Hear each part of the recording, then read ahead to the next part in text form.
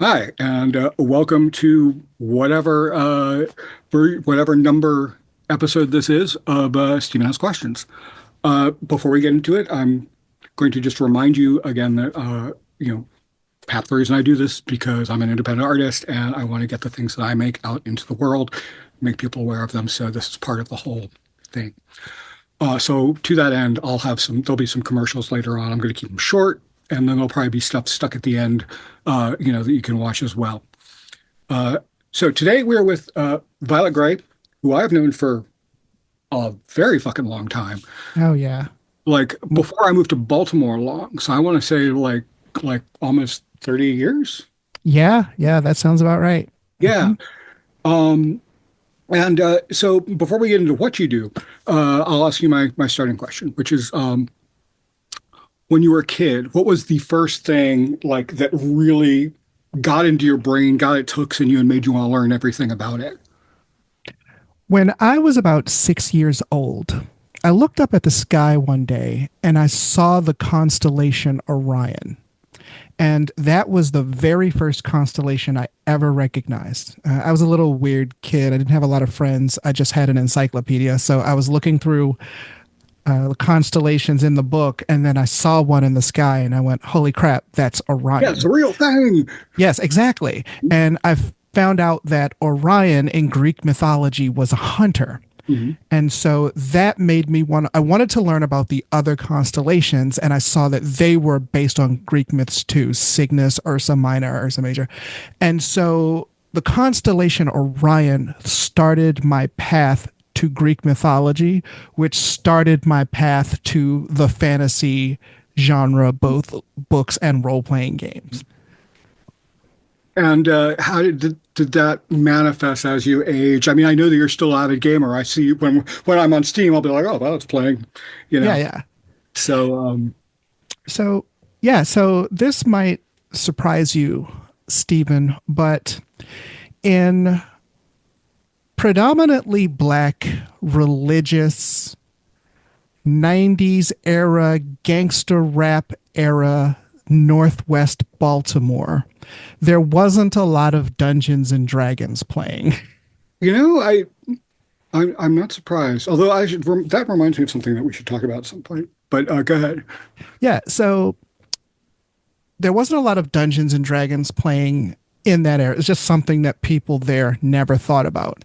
And what we did know about Dungeons and Dragons and the fantasy genre was leftover propaganda from the Mhm. Satanic Panic. Right. Like what I had seen was I read the Darkest Dungeons chick tract, and I saw the anti Dungeons and Dragons film, which I believe is the first lead role that Tom Hanks ever had.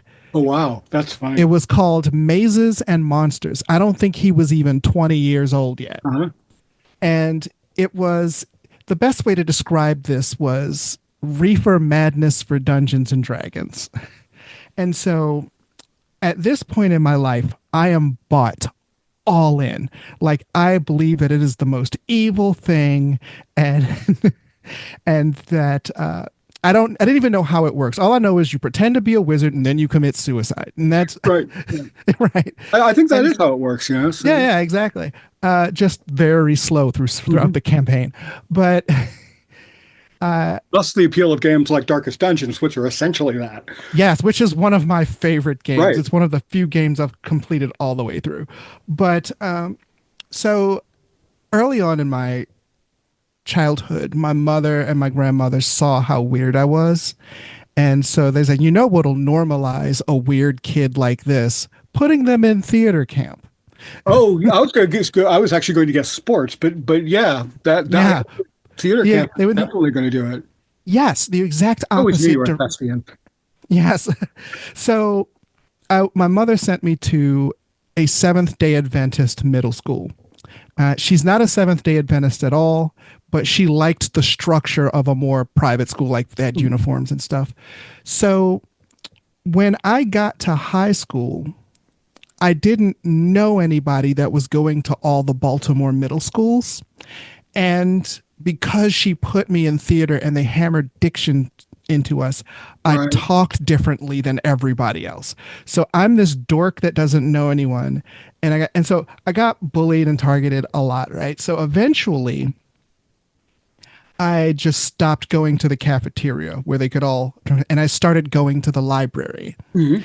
And in the library, I discovered this book called Quag Keep. It's by a fantasy author named Andre Norton. And in the book, it had several characters who would jump between real life and this sort of fantasy setting. Hmm. And they each had a bracelet that had several dice with a wire through it. And when something was about to happen, the die would turn. And I mention that because I'm reading the book and I'm like, wait a minute, this is almost as if there's a game that they're playing roles in. Hmm. And that is when the first, crack in this, in the what I had been taught, I was like, wait a minute, I don't think people, is this a reference to Dungeons and Dragons? I don't think those people sacrifice babies to Satan at all.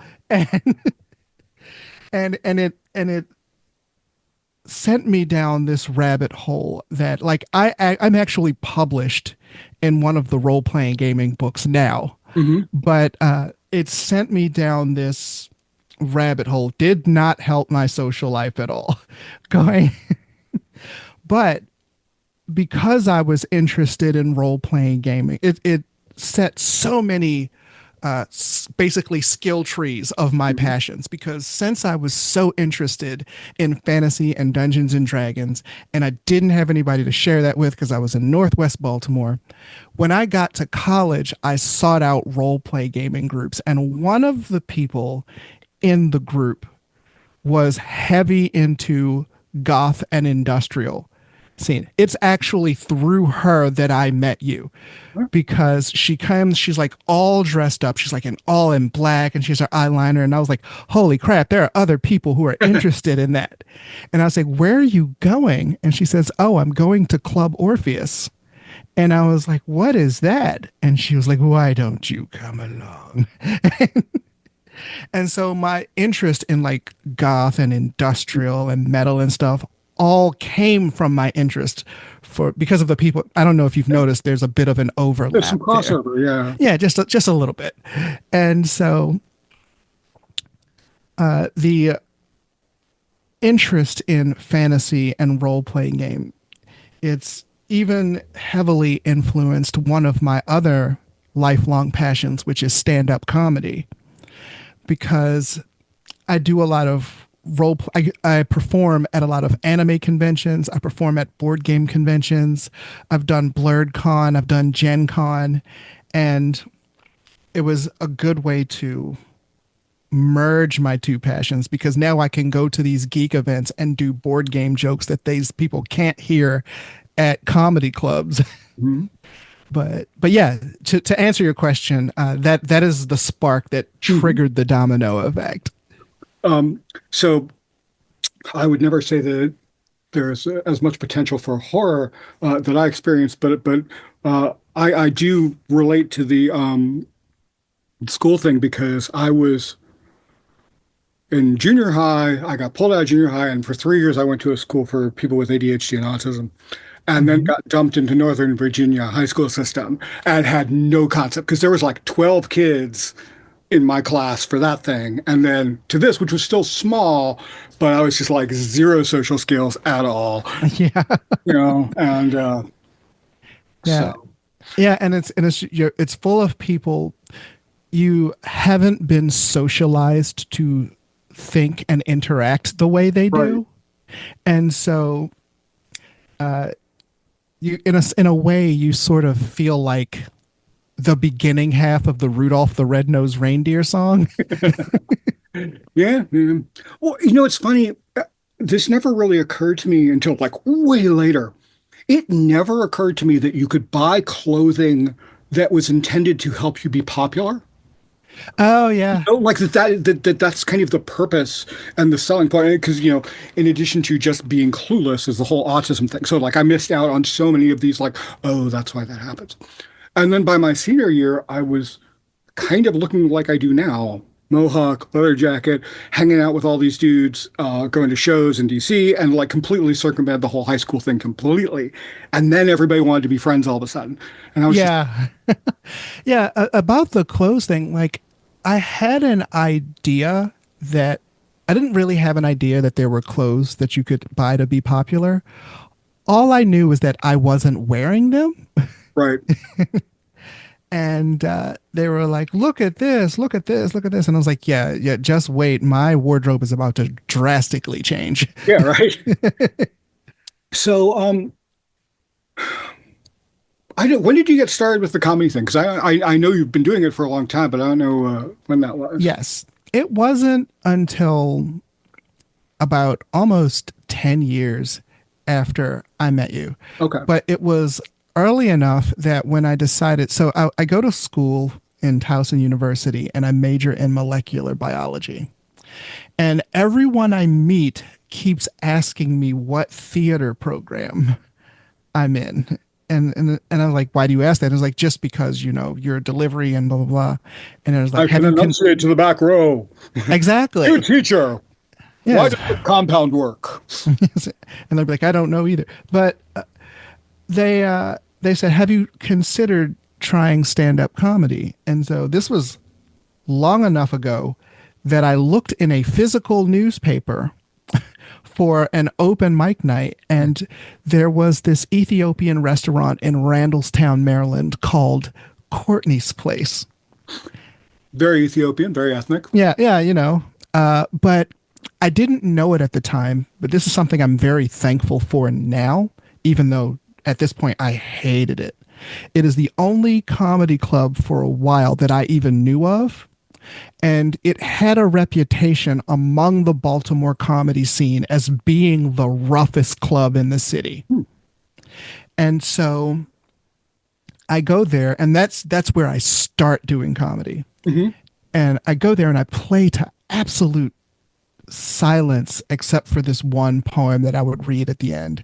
And I would come there and I would work out my jokes. And it was so brutal that for a while I was like, you know, I also like to act. Maybe I'll just take a step back from comedy and focus on my acting while I truly hammer out a set.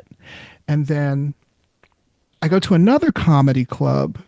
It was Winchester's. It's not around anymore, but it used to be across from the Comedy Factory. And I tell the same jokes, and the crowd loves it. And I meet these stand-up comics, and they're like, "Hey, we thought you were really funny, but we've none of us have ever seen you before." And I said, "Oh, it's because I mostly go down Courtney's Place." And they're like, "Oh no, we never go there." And so I feel like Goku, where he was training in like 300% gravity or Hmm. whatever. I'm a huge believer in those trials by fire. So do you remember your poem? I remember it was called She's Beautiful to Me, and it described the most hideous person I could think of. And I remember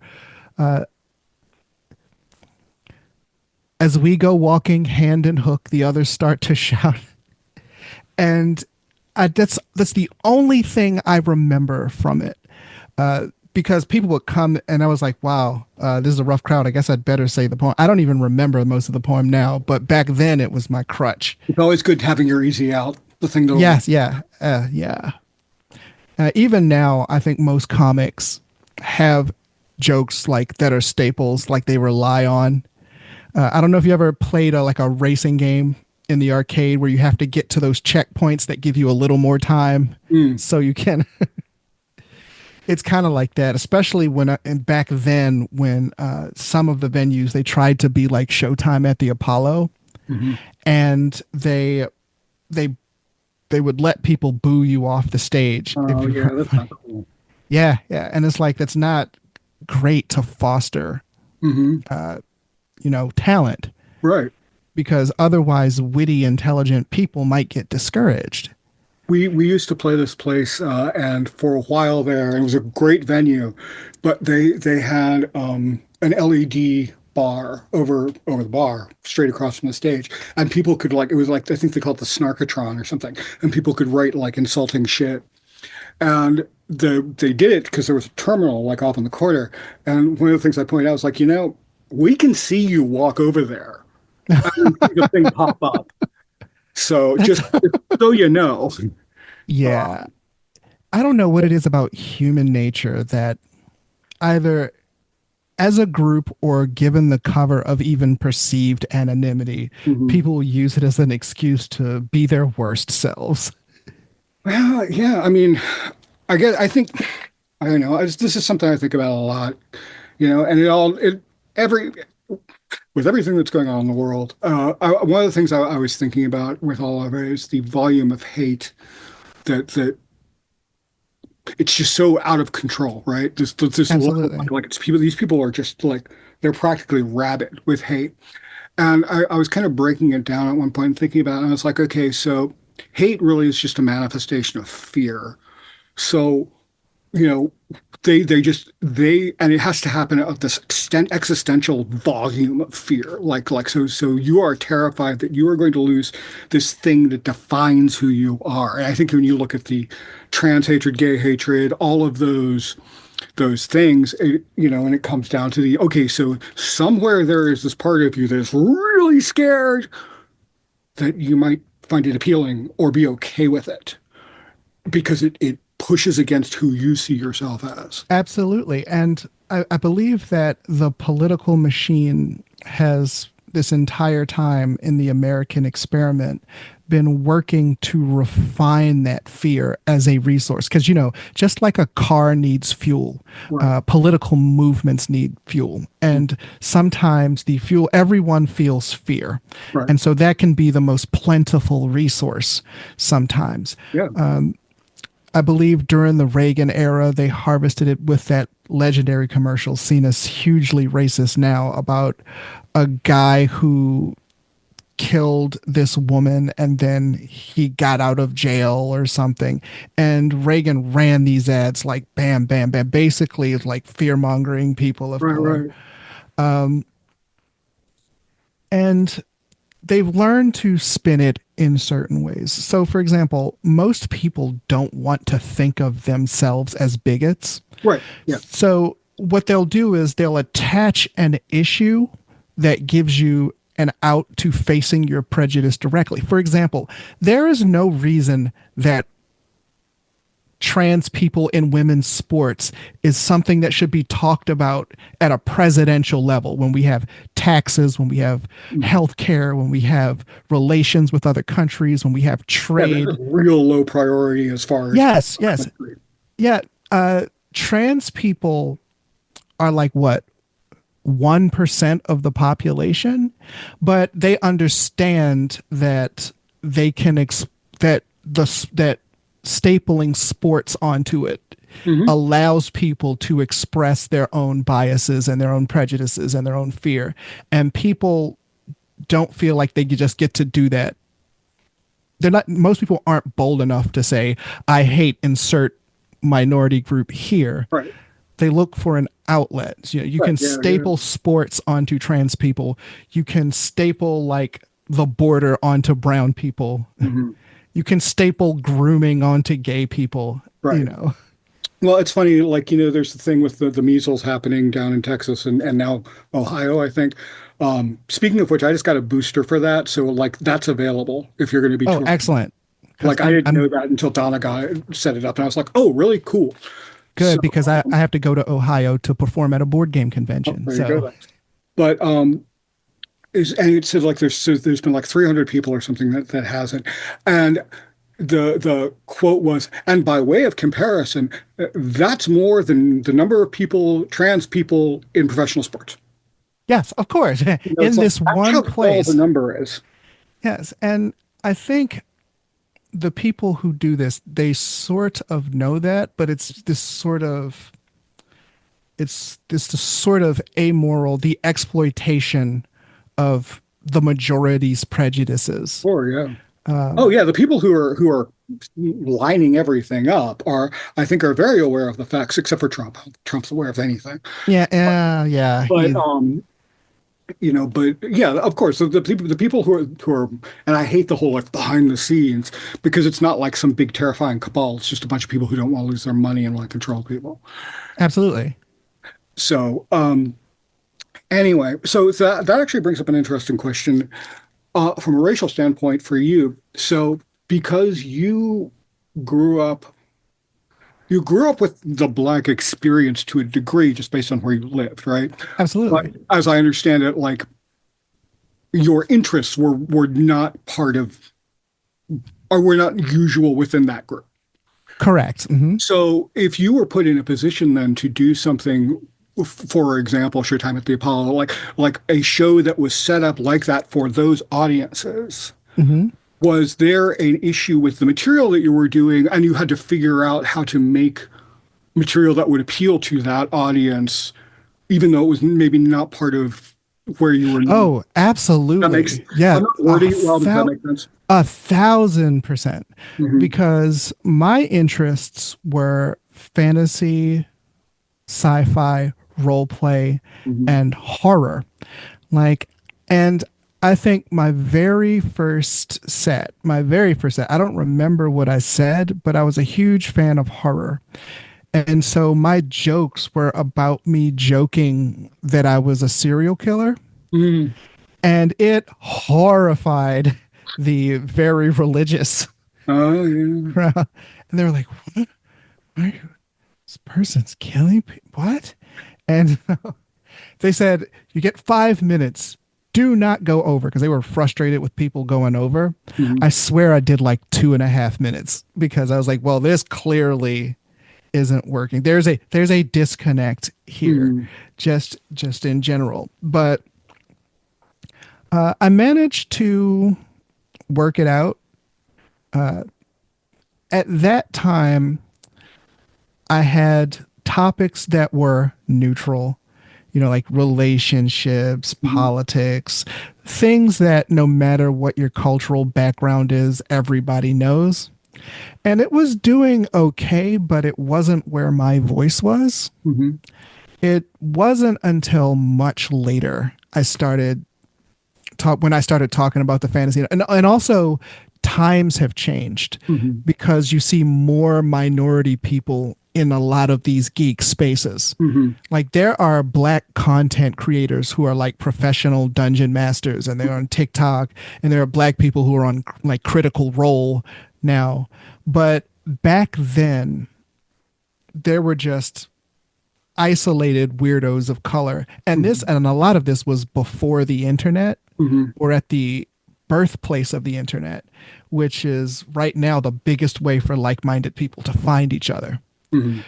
And so I would occasionally come across one other person here or there, but there just wasn't enough of a collective presence to build a community. Because if there were, I could just do my nerdy black jokes for this group of nerdy black people. Mhm. But but there wasn't quite a way to connect yet. But yeah, to answer your question, I think one of the biggest hurdles was trying to resonate with an audience, even though my passions were relatively obscure to Mhm. that audience. Um, so because we've talked before about just the process of being a comedian and like the whole going out on tour and doing all that stuff and the kind of some of the similarities between that and what we do. Um, so how did your career path kind of work? You kind of swum around in the clubs here, and then did you, I don't know, did you get a gig opening for somebody else that you were able to then go out on tour with, or did you have to go and do it Yeah. yourself? So the way that it often works in my experience, the stand-up comedy progress. Hmm. So you start with local open mics. And wherever you are, there are people of varying tiers. Hmm. So if you're just an open micer, occasionally someone will come through to work out who already does shows. Hmm. And what happens is they will see you and they'll want you to be on the show with them. So now instead of just being an open micer, you're someone who does shows Right. around the area. You're someone who does shows around the area. If you live in a major city, uh, Baltimore is still like top 30. You have people who come who are national touring people. And a lot of times those people, they will look for someone local Hmm. to open for them. So you're one of the people who does shows, and one of those people will see you and they'll say, "Hey, Wyatt Cenac, who he was on the Daily Show, and he was actually my big TV credit. Wyatt Cenac is coming through, and it'll be like a venue promoter. They're like, Wyatt Cenac is performing at our venue. He was performing at the Auto Bar at this time, and it's like and he wants to see tapes of stand-up comics. Would you mind if I show him your tape?" And that's actually how I met Wyatt Cenac. And then after being on a show with him, he flew me up to New York, and then I was on the show that like Jim Gaffigan did a guest spot on, and Aparna Nancherla, and Joe Firestone from NPR, and Joel Kim Booster, and Mateo Lane, but yeah, and so it's sort of an exposure to get to the next tier sort of thing. And part of that, you have to be proactive. So some of that you do drive all over creation for like tiny gigs, but you're establishing a foothold in that area. Yeah. I'll sometimes see you posting about road gigs, and I'll be like, yep. Mm-hmm. That is the sort of thing that happens. Yeah, yeah, exactly. And so do you work with any management or anything, or is there any other infrastructure you're able to use, or is it just you? It is just me. My friends scream at me to get an agent, and I probably should.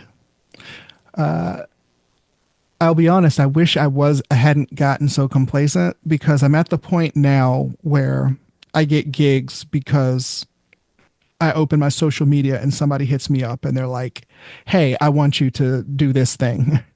And so I get used to being just regularly being asked to do Right. gigs, but I would probably have more of a presence. But the thing is, I have terrible ADHD. Hmm.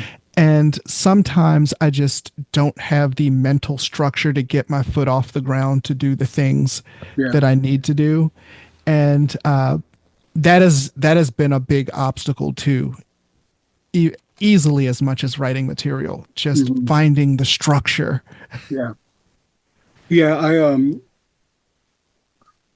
I'm highly medicated for it, but B, I'm forever lucky with to have Donna to work with, because like I've done the whole tour booking thing and stuff like that, but she's over the last year kind of taken over all of that, and it's great because I'm just like, just give me a list of where we're going to go, and I'll be Hmm. there, and Yeah. I'll make sure everything works or whatever. And but yeah, Yeah. it is. I don't know. At some point last year, I had that executive dysfunction thing where I was like, actually at one point, like when I was getting my graphic novel, like it was almost completely edited. There were a few other things, and I had executive dysfunction for like 6 months. And I was like, all I need to do is spend like 3 days to Right. this, and then I can be done with it.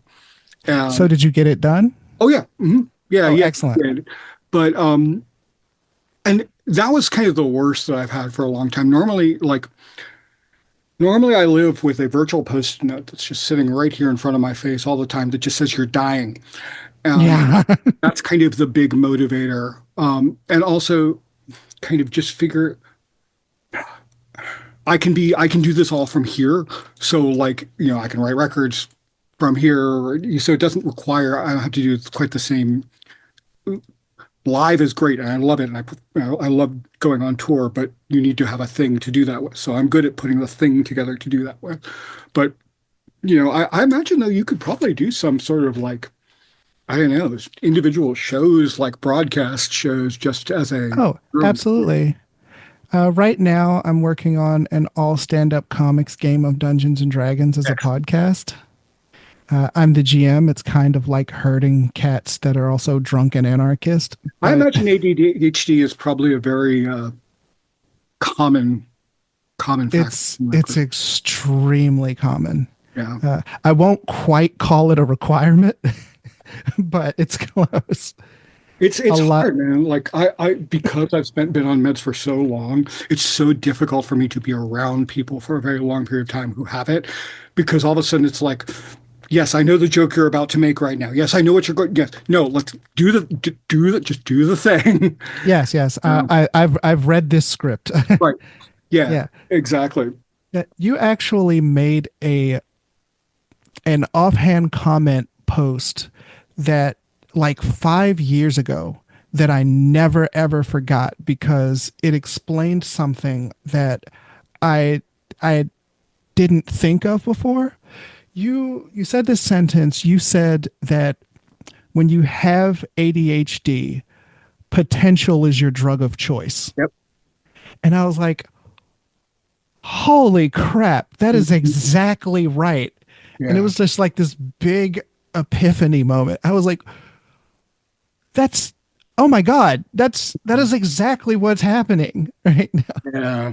And the shit part is that once you know that, then you're an asshole. Like until you know it, you can kind of be okay with it. But like I knew people who they were brilliant and they would come up with these ideas and then they would work through the entire thing in their head, all the problems, everything, and then not actually do it because they'd done all the fun stuff.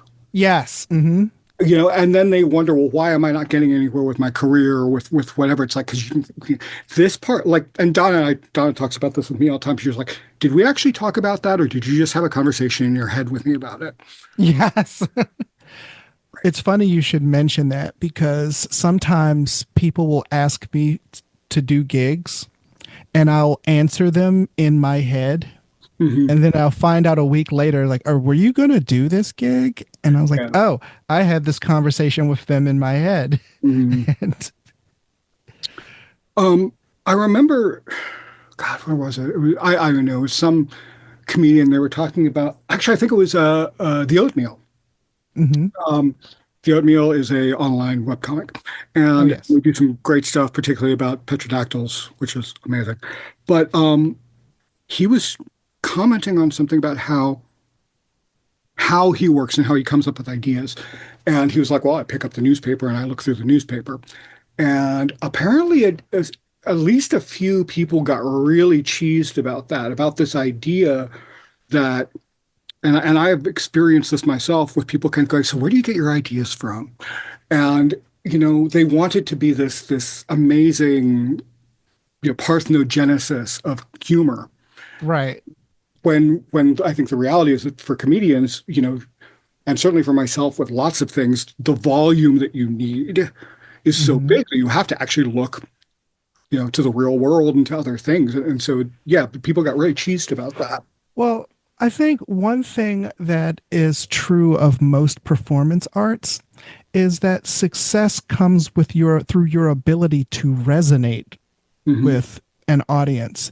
And I don't think that you can really resonate with an audience if you don't have any concepts, if you don't have any idea Hmm. of what is going on around you.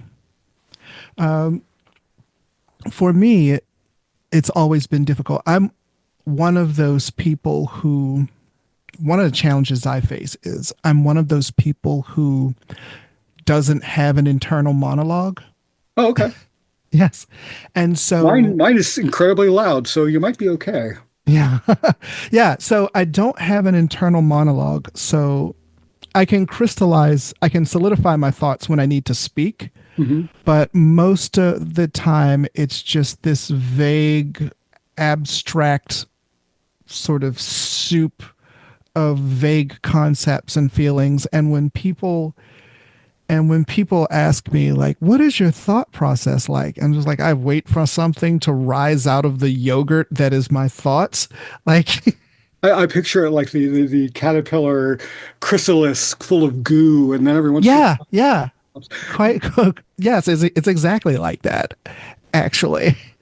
If But it counts for anything, I'll tell you, normally when I run into you, we have like casual, stupid club conversation or whatever.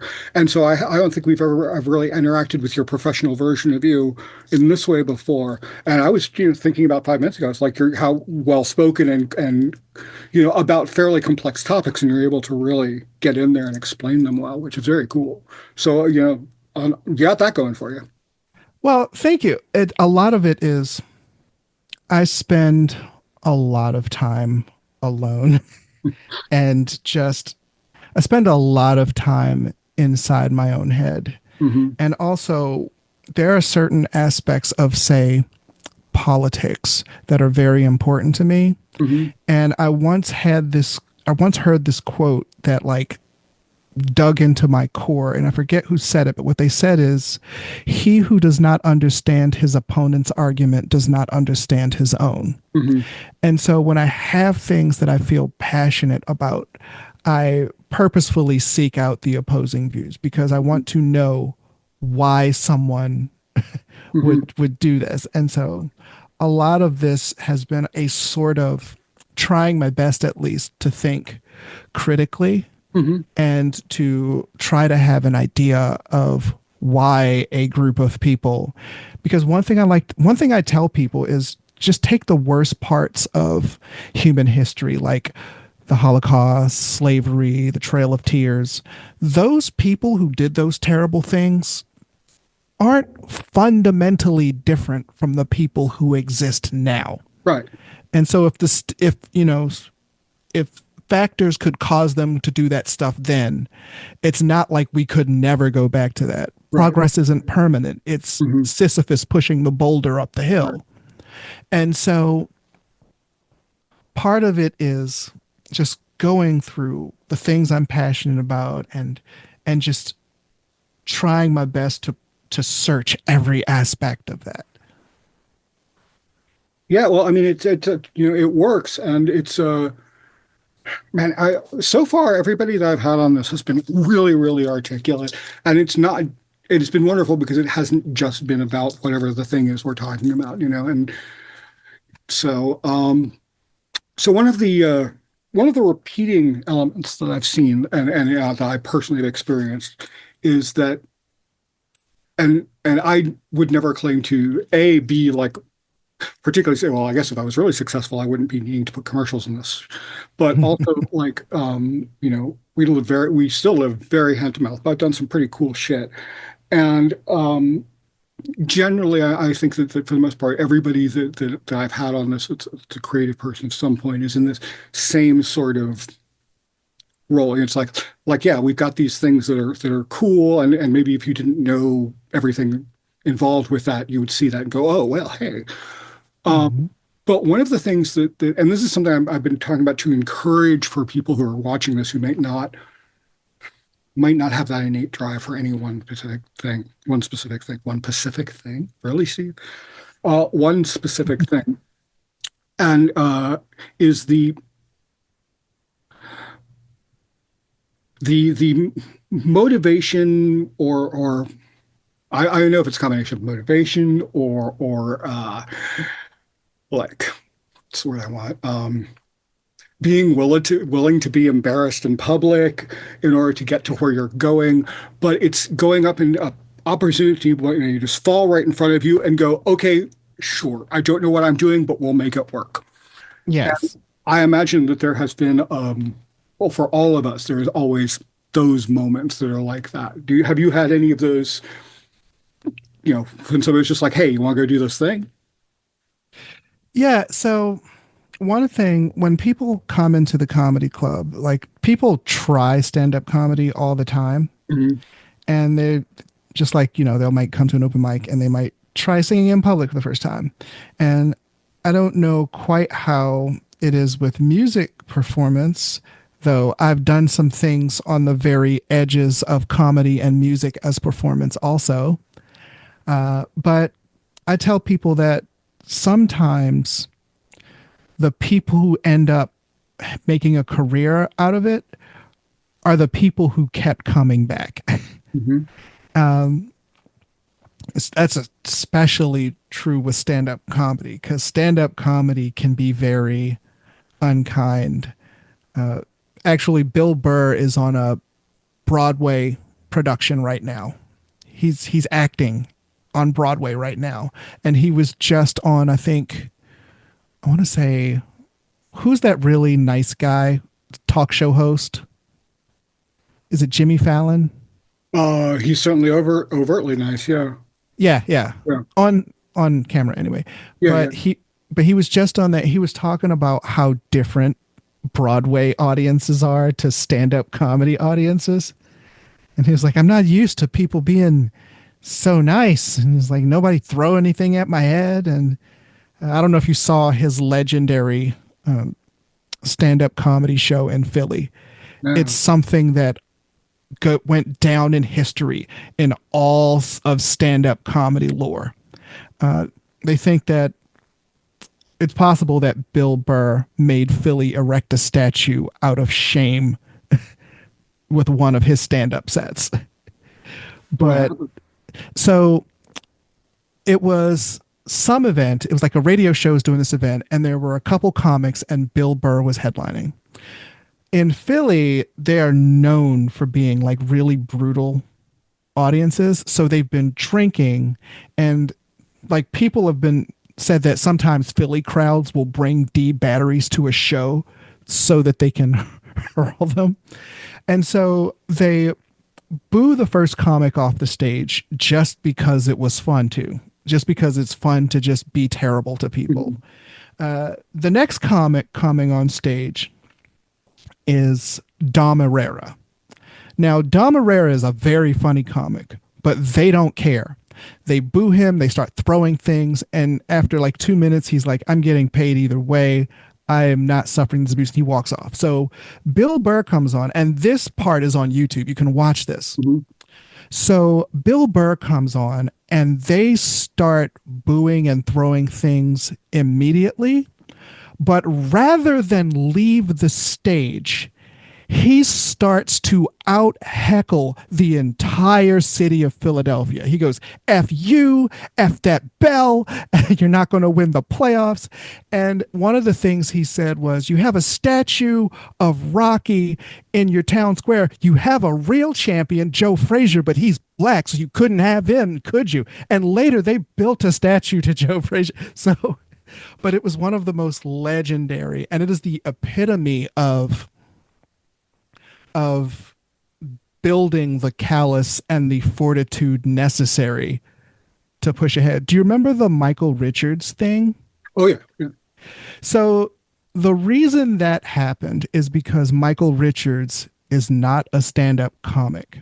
What happened is he gets on stage, some one or two audience members are unkind to him. Mhm. He's not used to that, so he hasn't built that armor, so it pierced him to his core. Right. And so when he lashed out, he did it in the most ugly way possible because Right. he was Yeah. completely unprepared.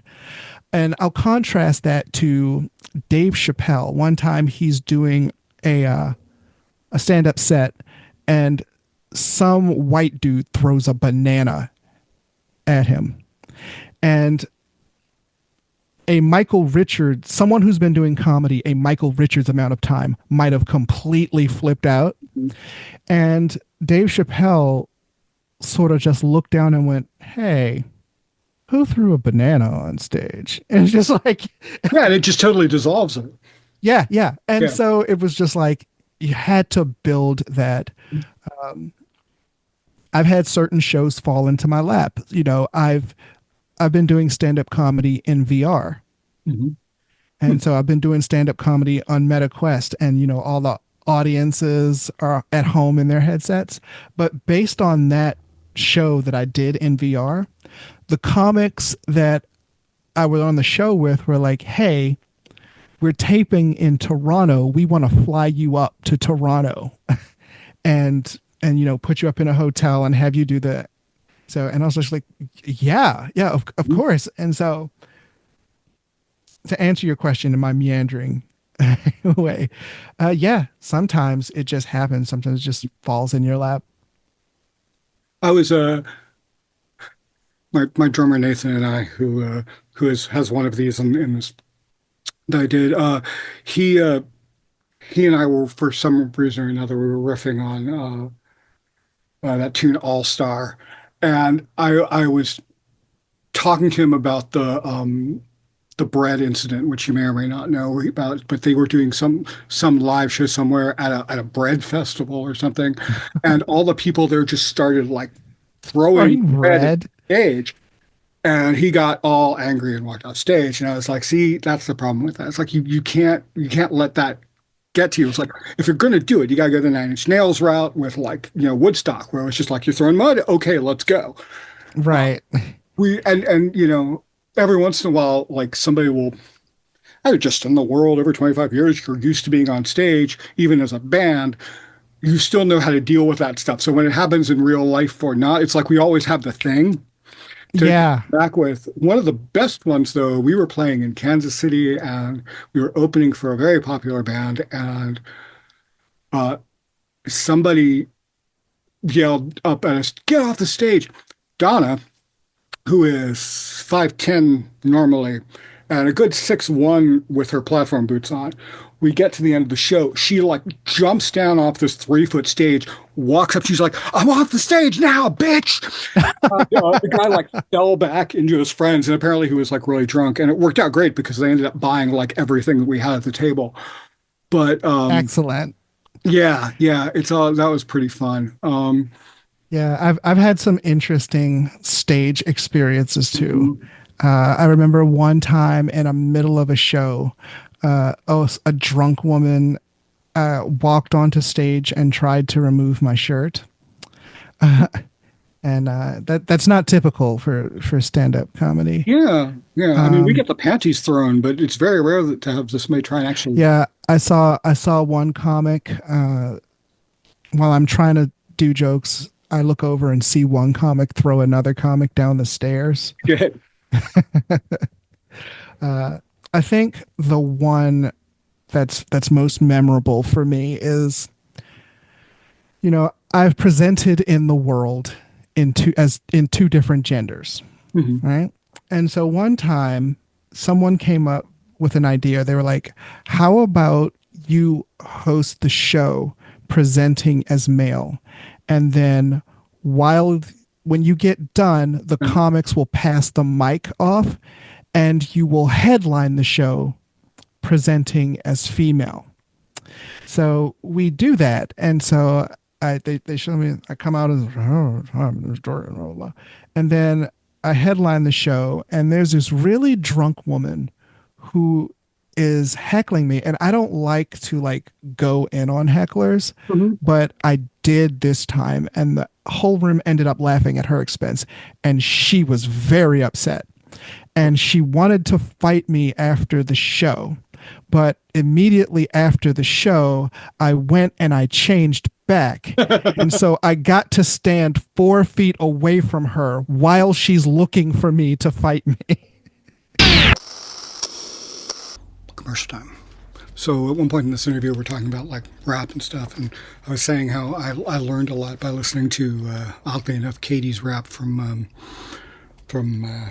Letterkenny, and I used this, or it turned into a song called "Return of the World Wolf." This guy and the guy from the graphic novel, or from the album Red and Tooth and Claw. So check it out. I think I can put a link to the song at the tail end of this. I'm a huge fan of a lot of the old school hip hop stuff, and a lot of the modern stuff. Clipping, amazing. So yeah, like I don't know, that's one of those underlying influences on me and industrial in general, just because of all the sampling and stuff like that. So yeah, if you're into that sort of thing, please check it out. I wonder what would happen just from a dynamic standpoint if you had gone up to her and go, "Okay, let's go," but and how that would have affected her perception of the fight and her chances of winning.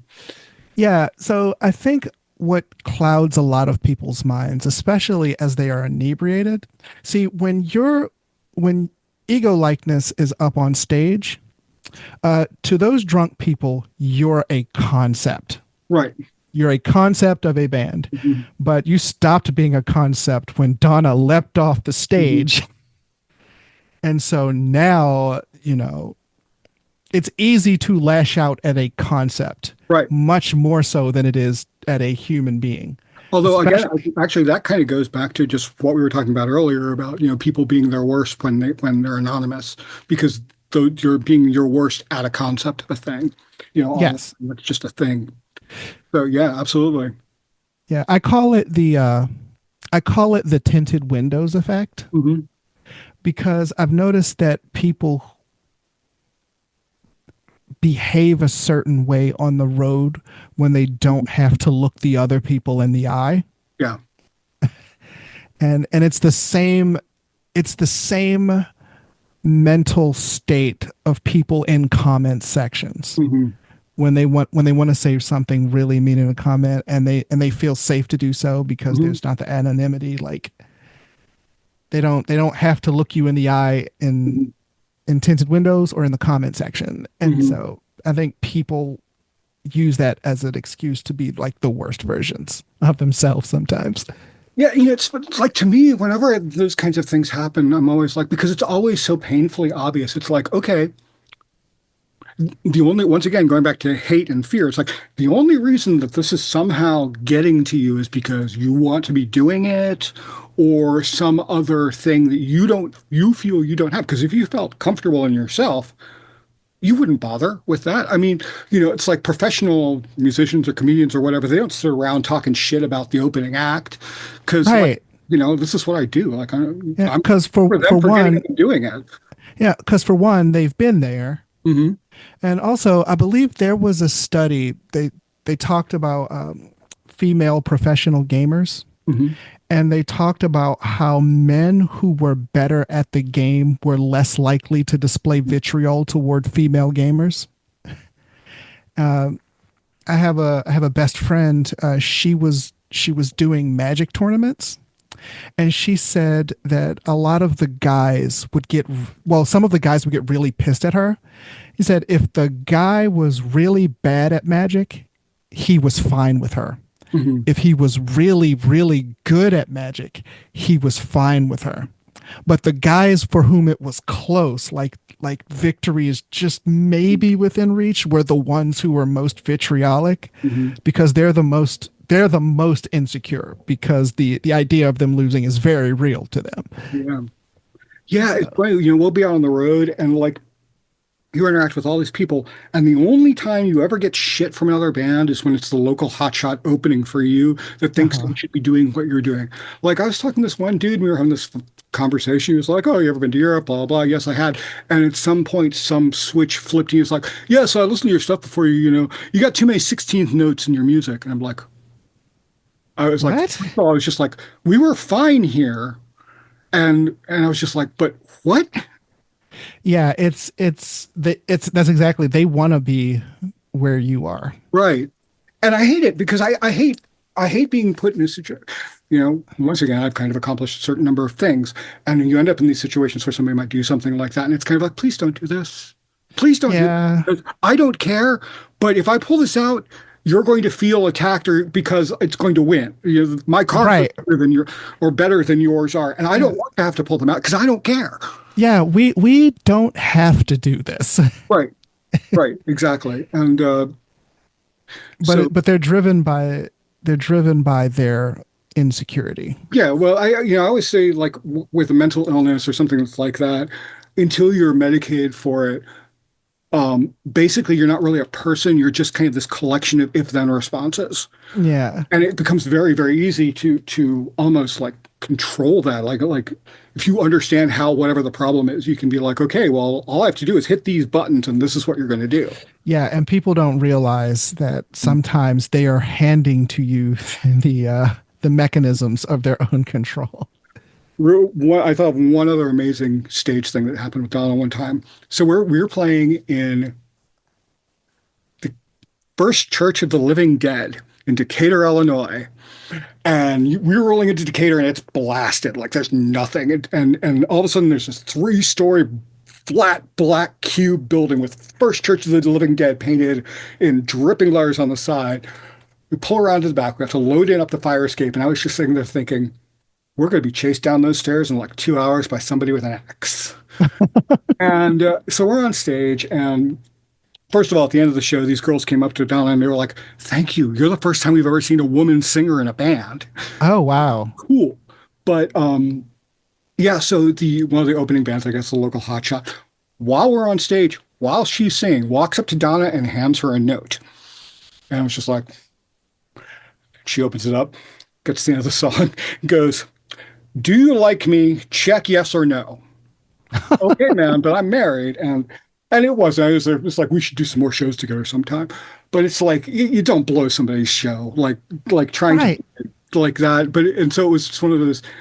Yeah, I mean, and It that sounds like someone who hasn't seen a lot of people around here. yeah, yeah, and so at one point we had I had written you because I was curious about how the whole progression of your career works. Hmm. And we had talked about like you were the impression I got is you were always there were always kind of those specials floating off out there that you've been trying to get a hold of. How does that manifest? You mean like Like performing at like, like getting on like comedy specials on like you know. yeah. So I was on Night Train with Wyatt Cenac. That was my big TV credit. I uploaded it to YouTube, but it was on Amazon Prime for a while. It was on Showtime for a while. And it manifested basically because the right person saw me do comedy. Mhm. Now, if I had been taking a more proactive approach, I would have been sending my stand up to different venues. Apparently, one big way that it can happen is to play a festival. Mhm. And I decided that I was going to start applying to festivals because apparently that's how a lot of people make it big is they get seen at comedy festivals. Mhm. And so there was this huge comedy festival in what is that state? Well, it's one of the 50 states that we have. Oh, right, that one. Yeah, I know. Yeah, yeah, exactly. And they were like, "Congratulations, you have been accepted." And it was by far the largest place I was ever going to perform. Mhm. And then the pandemic happened. Oh, yeah. Mhm. And I think the pandemic actually killed the festival Mhm. because I don't think they've had one since. But yeah, apparently a lot of the people who make it big, it's a combination of being seen at the right place at the right time and playing festivals because there are people at festivals who are looking for the next big comic to promote. Mhm. But some of the bigger shows like the Laughing Skull, the one I want to do in Scotland is I believe it's the Edinburgh Fringe Festival. Mhm. Yeah. Yeah, that's huge for comedy, like super huge for comedy. I was part of a musical comedy troupe for a while that we were talking about maybe trying to get into the Edinburgh Fringe Festival before some of us like moved away. But yeah, it's being seen and basically casting a wide net. Mhm. Have you ever thought, and this is just me spitballing and not knowing how the mechanics would work, but as I understand it, there are those like those places like the Comedy Store in LA and stuff like that. It seems like it would almost be like worth putting together enough money to go out for a month and trying to just do stuff like that, where you're at least kind of. Absolutely. I've done some stuff in New York. Mhm. I've headlined a show on the New York Comedy Festival since then. Mhm. A lot of this is also maintaining the connections. Mhm. That's the thing. I am a terrible networker, Yeah. and some people, sometimes I'll hear comics talk about another comic and they'll be like, "I don't know why this person is as big as they are." And it's because they're better at networking. Mhm. I know. So when you ask a comic who their favorite stand up comic is, they have two answers. they have the comic you've heard of, Hmm. and they have the comic that nobody's heard of. Hmm. The comic that you've heard of is probably funny, but they're also good at networking, or they have support that is. The comic that you haven't heard of is hilarious, but Hmm. they're terrible at networking. Right. Yeah, it is crazy how Donna and I figured something out when we first started this was we would look a band would come through that like we'd want to meet and talk to and just kind of like, hey, this is who we are. And we'd figure out if they were a party band or if they were nerds. And if they were nerds, I'd go talk to them about gear. And if they were a party band, Donna would go back and buy them a shot. And it was kind of a good kind of way to that was a huge thing for me when we first started doing this. And I was like, you have to be really nerdy to do industrial music because you have to Oh yeah. figure out how all of this shit works, you know? Hmm. And then you're like, so you do using a 32-bit sampler or, how's that working out for you? And so that was a real, like, once you get people going on that, it was a Hmm. real great way to like actually meet those people and do it. Oh, I could totally see that. So I went through this phase where I was like, I bet I could do industrial music, and then I uploaded the program Reason, Hmm.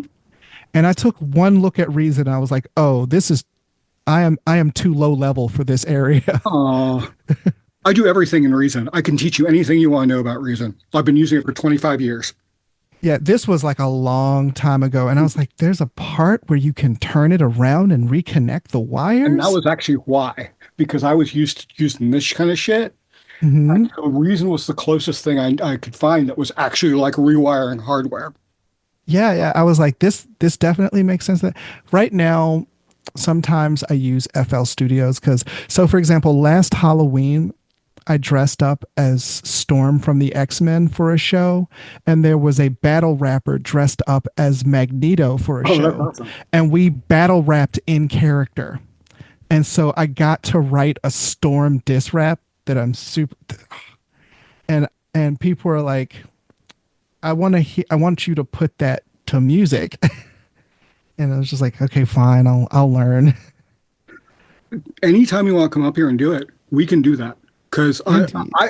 you know, I really, really want to do like a hip hop record at some point, and this is Absolutely. basically getting in that mode. Like, have you heard clipping? It's one of the guys who was in Hamilton actually, and it's like this industrial hardcore rap project. It's really fucking So I cool. wonder, so one, Lin-Manuel Miranda is one of the best freestylers ever, like Mhm. off the top of his head. He's crazy good. But are you talking about David Diggs? That might be it. So David was the person. Have you seen Hamilton? I haven't. Oh, okay. David, there's one like career rapper, Right. and Like, he's the guy who plays Thomas Jefferson okay. in Hamilton. So I wonder if that is the product, because he's like the career Yep. rapper in David Hamilton. Diggs. Yep, that's It it. is? Yeah. Yeah. Oh, that dude's fire. It's that no, like it's badass. I want to work with him. I've written him like I was like, this is what I do. Let me make it noisier, you know? Yes. Yeah, that I would so I would so patronize that. Like if that ever gets off the ground, I am there like first row. But regardless, like I would be all about doing it. And the like if you're like able to do freestyling and stuff like that, Hmm. you can come up. We could spend like because beats. I have more beats than God, and I've got more drum machines than any. So like making that kind of thing would be really like what we do is go up and just start throwing shit down, get you recorded over top other stuff. Then I can get rid of all that other stuff and actually build something substantial underneath what you've already done. Yeah, like so where I'm going back to where some of my interests converge. Mhm. I'm working on some nerdy hip hop now. I have a hip hop song set in Skyrim called "Move That Skooma." It's like it's like a trap sort of gangster Mhm. rap sort of thing, and I have this sort of Lovecraftian hip hop song like that I'm still working out the wordplay on. I'm like halfway done it. I'm really proud of the flow on that one so far. But yeah, that sounds amazing. I've wanted, so I love like industrial and I love metal and I love like even like super old school goth like Faith in the Muse and Right, right. yeah, but Oh, old school Faith in the Muse. I remember her band before Faith in the Muse. I used to go see them. oh my gosh. Yeah, yeah. When I was like 20, Strange Boutique, and they're back together now. Yes. Very cool. But yeah, yeah. So just calling Faith in the Muse old school, I'm just like, oh Yeah, I know. I mean, hey, I'm getting up there no, myself. I know you can't be dramatically younger than I am. So No, I don't think so. But yeah, I grew up with hip hop. mhm. And so, but one of the things about hip hop, and this isn't I don't think this is the fault of hip hop. It's more the fault of corporations, is that so much of it for so long was just the exact same thing Mhm. and the exact same subjects. Yeah, And like, I don't even have a problem with these subjects. It's just the same thing. It's like going to the movie theater and 90% of the movies are Westerns. yeah, absolutely. Right. And so I wanted to do, and it's much more common now than it was, but I wanted to do hip hop about the sort of things I like. And I like fantasy and I like horror Mhm. and I like geeky stuff. And I like I like songs that tell a story. Mhm. Like Yeah. there's a progression. Yep. And so yeah, that sounds like a ton of fun. Have you watched shit, not Shorzy, the when it came Letterkenny. I've seen like the first two episodes of Letterkenny. Okay, well there's one and it's one of there's a character named Katie and she begins one of the seasons with kind of a recap and she does this a cappella rap. And Hmm. as I was listening to it, I was like, holy shit. I could do that. And I was like, so I was just like really getting that, the flow that she was using. And so I think that night I put a kick drum down and then wrote what ended up being this tune called The Return of the World Wolf, uh, which is the beginning of Apex Predator. And it was about, my big wolf god character kind of coming back. And I did it just kind of wrote it out just against a kick track to get all the kind of the The flow. cadence, yeah, yeah. Yeah, and I'm forever amazed by the people that can do that shit on the fly. Like, Yeah, yeah. One of the things that I used to do is when I'm driving to gigs, I will take in. This is back when I had a car that had a CD player. Is I recorded instrumentals mhm. on the CD, and I would put the CD in and I would freestyle on the way to the gig. And another thing I used to do is on Facebook Live, I would have a live chat going, and I would put on an instrumental and I would have chat feed me words in real time Oh, so that I'm looking down at the chat and freestyling off of the words. that's really cool. I yeah, most of what I do right now is stories in song form, Oh, and excellent. That's my favorite I'll, kind. I'll just I'll send them to you because I'm actually really really proud of what is happening with a lot of that stuff right now. But there was this one tune I was working on, and I will also use other vocals and things just as placeholders. Like I know I'm going to be doing something here, Sure. and this one song that'll be part of the new Stoneburner record. I had these two-pack lyrics, and I think it was yeah these two-pack lyrics. And I just threw them down in place, and then I went back to re-listen. Just like holy shit, that works so well. Oh, That I'm I then had sure. to deconstruct what he was doing and rewrite the lyrics in order to maintain the flow, but Yeah, actually make it make absolutely. sense for my lyrics. And that was a remarkable experience trying to get that right. Yeah. It's Oh, excellent.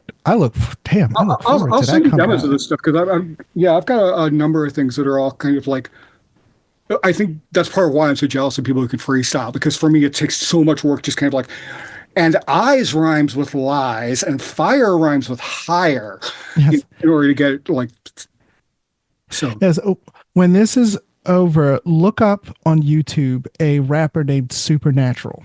Okay. He holds the Guinness Book of World Records for the longest continuous freestyle off the top of his head. That's amazing. 9.5 hours straight. Oh shit. And when you look him up on YouTube, what he does is he has everyone reach into their pockets and grab something random and hold it. And Mhm. he makes a new song. He hops off stage and he weaves through the crowd. And he makes a new song by grabbing something from someone's hand, freestyling it, and giving it back to him. And he's a freak of nature. It sounds like he wrote it ahead of time. Right. Like the flow is that good. Right. And when people can have that kind of flow, and then actually like it's not just rapidy rapidy rapidy rap rap rap rap rap, but it actually goes rapidy rapidy rap conclusion to a idea that maybe I started over here. Yes. Yes. And that is the big thing. Like one of the things that used to annoy me when people rap for the first time is they have this very 90s like not at 90s like early 80s Sugar Hill Gang idea. Hello, my name is. Exactly. And it's just like it's like we haven't been there for so long. I read this fantastic book on sampling that gets into all of that, and I had never quite realized why MCs were MCs and like where the name came from. Hmm. And when you understand, so this is cool for people who don't know this. The progression was really fucking cool. You have this disco club, right? And you got the DJ who's doing his thing, and he starts taking, he'll get like two of the same records, and then take a break beat on one, have that going, max it over to the other one, have that going, both just back and forth, right? So he keeps that one section is elongating it, and then you have this MC, the master of ceremonies, come up and start talking to the crowd. And now, when you think about the tradition within like the Black community and Black churches, with music as so much more part of the production. Yes, because when you don't have much, you have your voice. Right. Yeah, yeah. And so their raps started coming out of just being the MC and giving people information about stuff, and then they started getting more and more and more creative. Um, and that was how that whole thing started, and that became, much more of a thing. And then like just going to the sampling thing for a second, then Casio made this thing called an SK1, which had like a second of sampling time or something like that. Hmm. So instead of having to actually have somebody recording that thing live, you could actually just get that loop, do it, lay it down, and then overlay your other thing, and it all built off of that. But Yeah, yeah. yeah. I thought that was pretty cool. Yeah. Also, when you're talking about the breaks, Mhm. people would come out and dance, and for the people who are young and don't know, that's literally where break dancing came from. That's how it gets its name, because the DJs would prolong the break, and then people would come out and dance to it.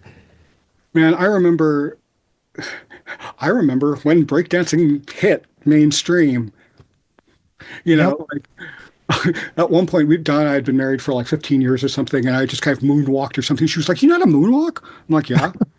How have I never known that you could do that? I was like, I was born in the 70s. Of course, I was a kid in the 80s. Of course, I know how to moonwalk. Everybody knew. Right. You know what I didn't have though is one of those red Michael Jackson jackets from Thriller. My mom Oh did yeah. not get one for me because it was expensive.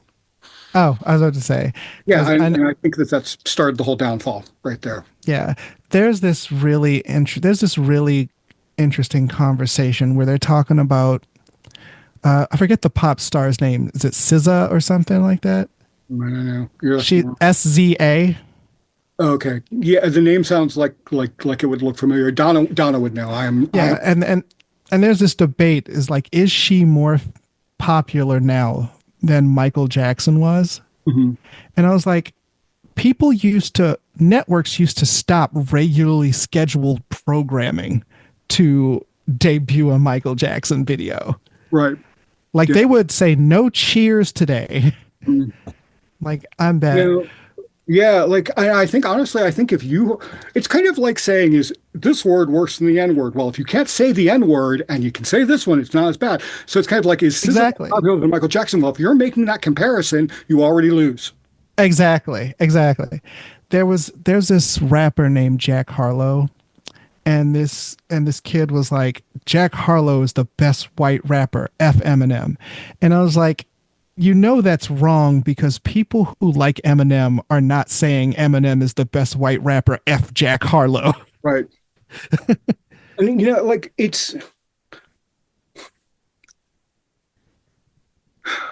I remember like when all that, first of all, I remember when all that hit in '89 or so, and that was such an interest because I was in DC in '89 when that was happening, and there was the whole like Back to Africa thing was going on all at once, and the you wouldn't understand it, or it's a black thing, you wouldn't understand the Oh thing, just yeah, all of that kind of, I in remember the your bootleg mind, Bart Simpson T-shirts that yeah, had that on there. yeah, yeah, It was exactly, like Black Bart Simpson, but they made him black, and it would say it was a black thing you would understand. yeah, I yeah, remember those and that was T-shirts. so They cost weird, like 12 cents.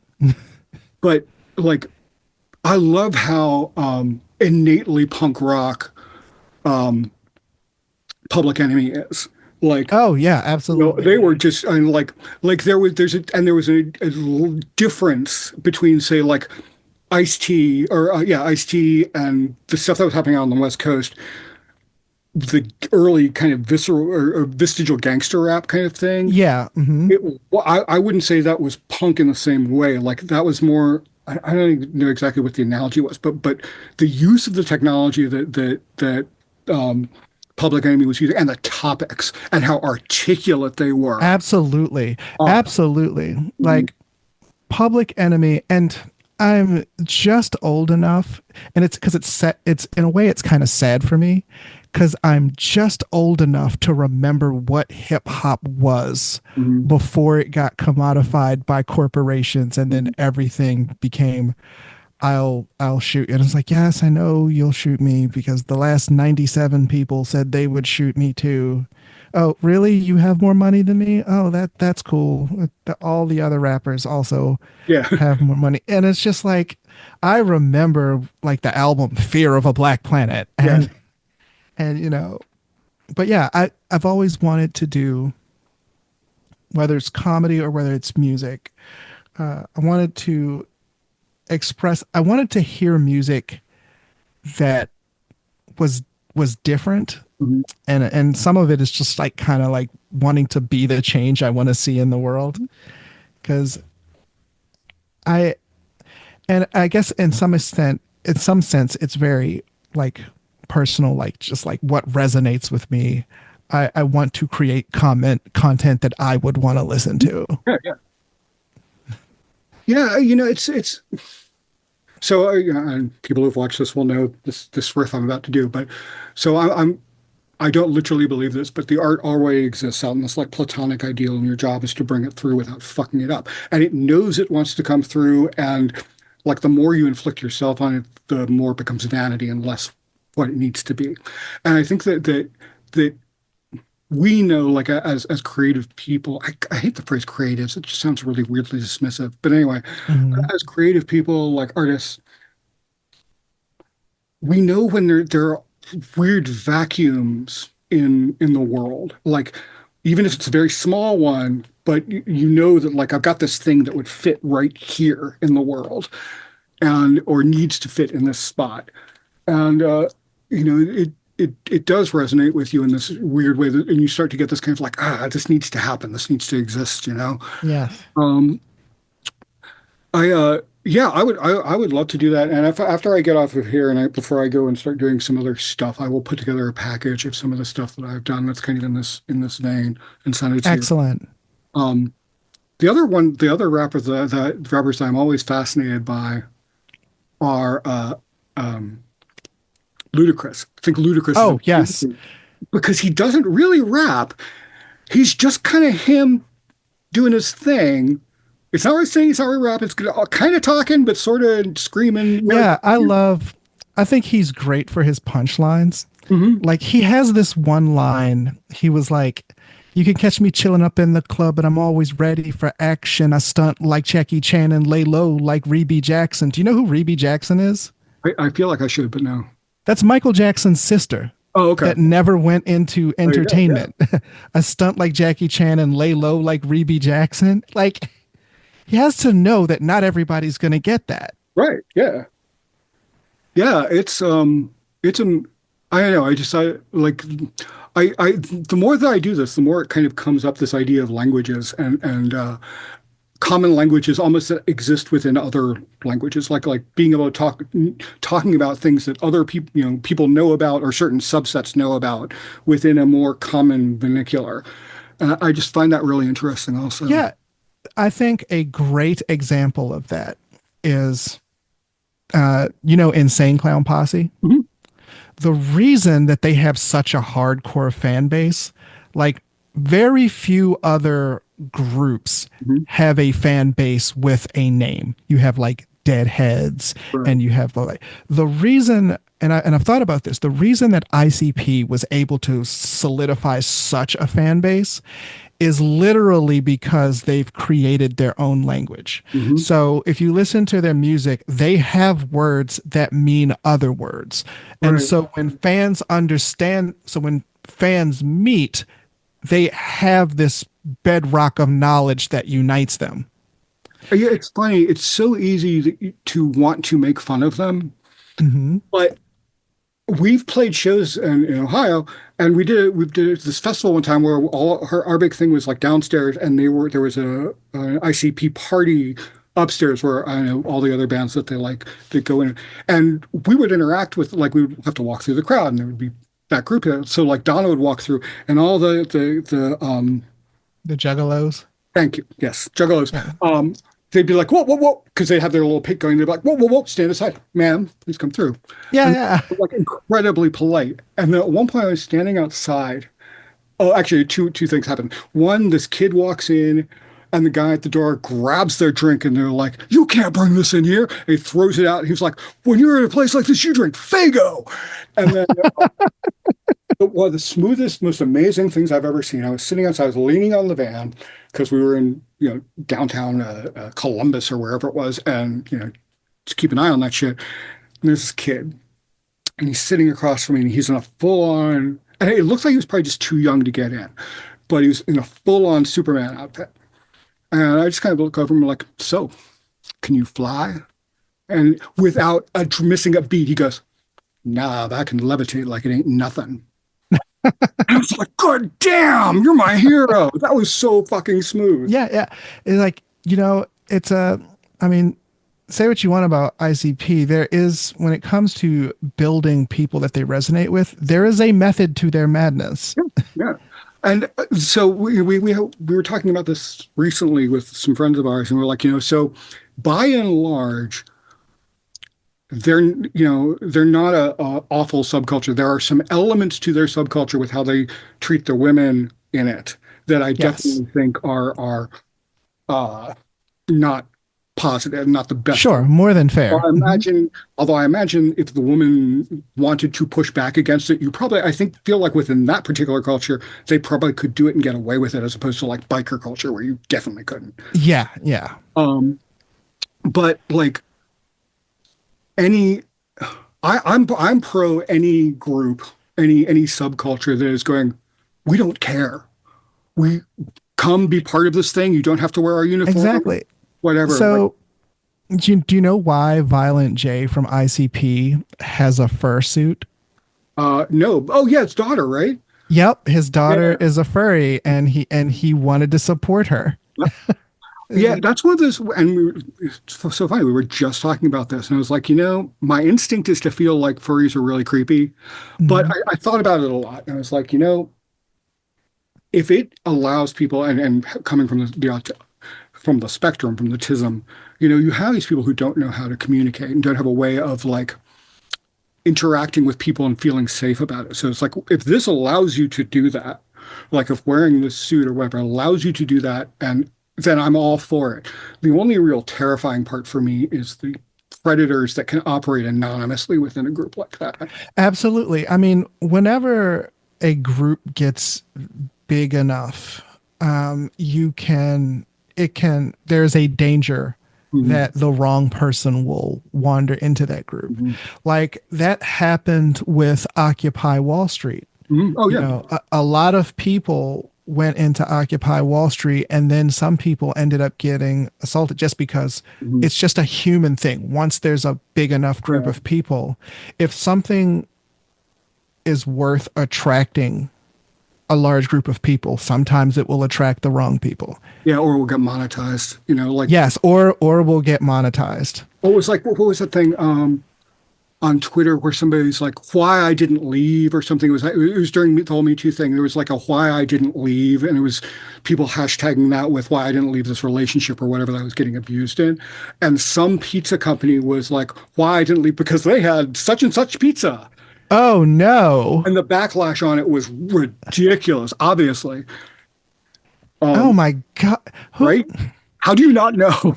Yeah, I joked one time that I should start a business called One Person in the Room Incorporated, where because I feel like so many decisions made where if there was just one person in the room that told them that they shouldn't do that. Just Yeah.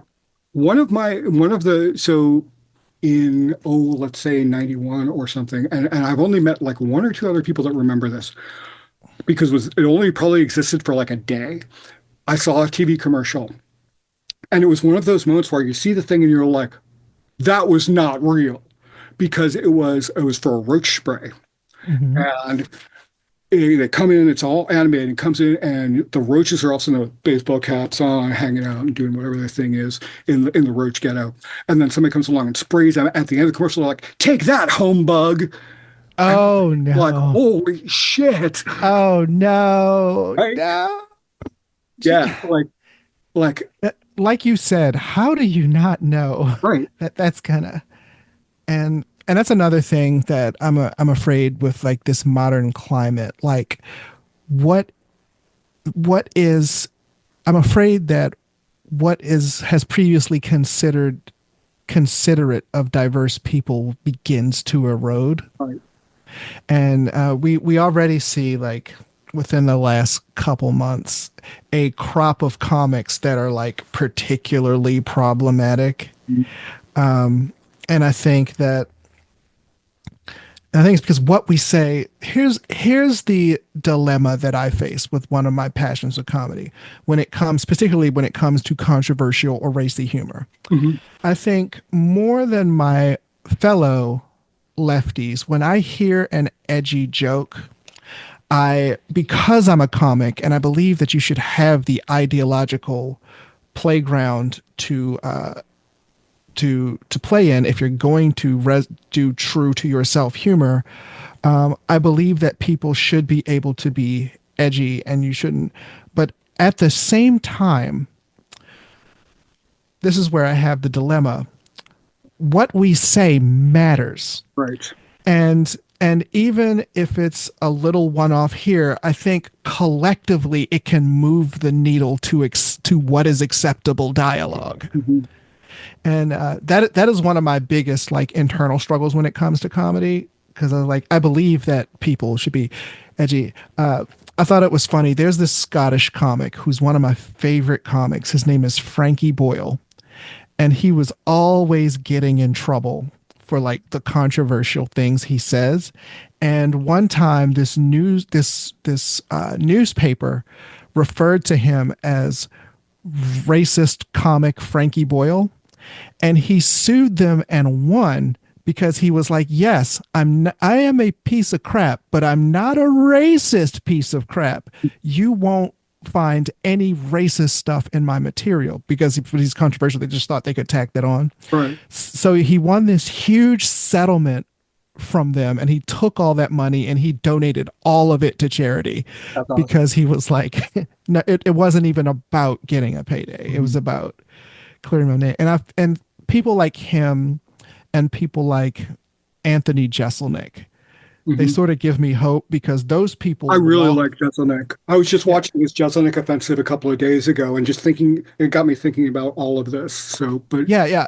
And recently Anthony Jeselnik has been coming out against like these comedians who are like, well, you can't say anything anymore. And I was just like, Anthony Jeselnik is really good at walking that line.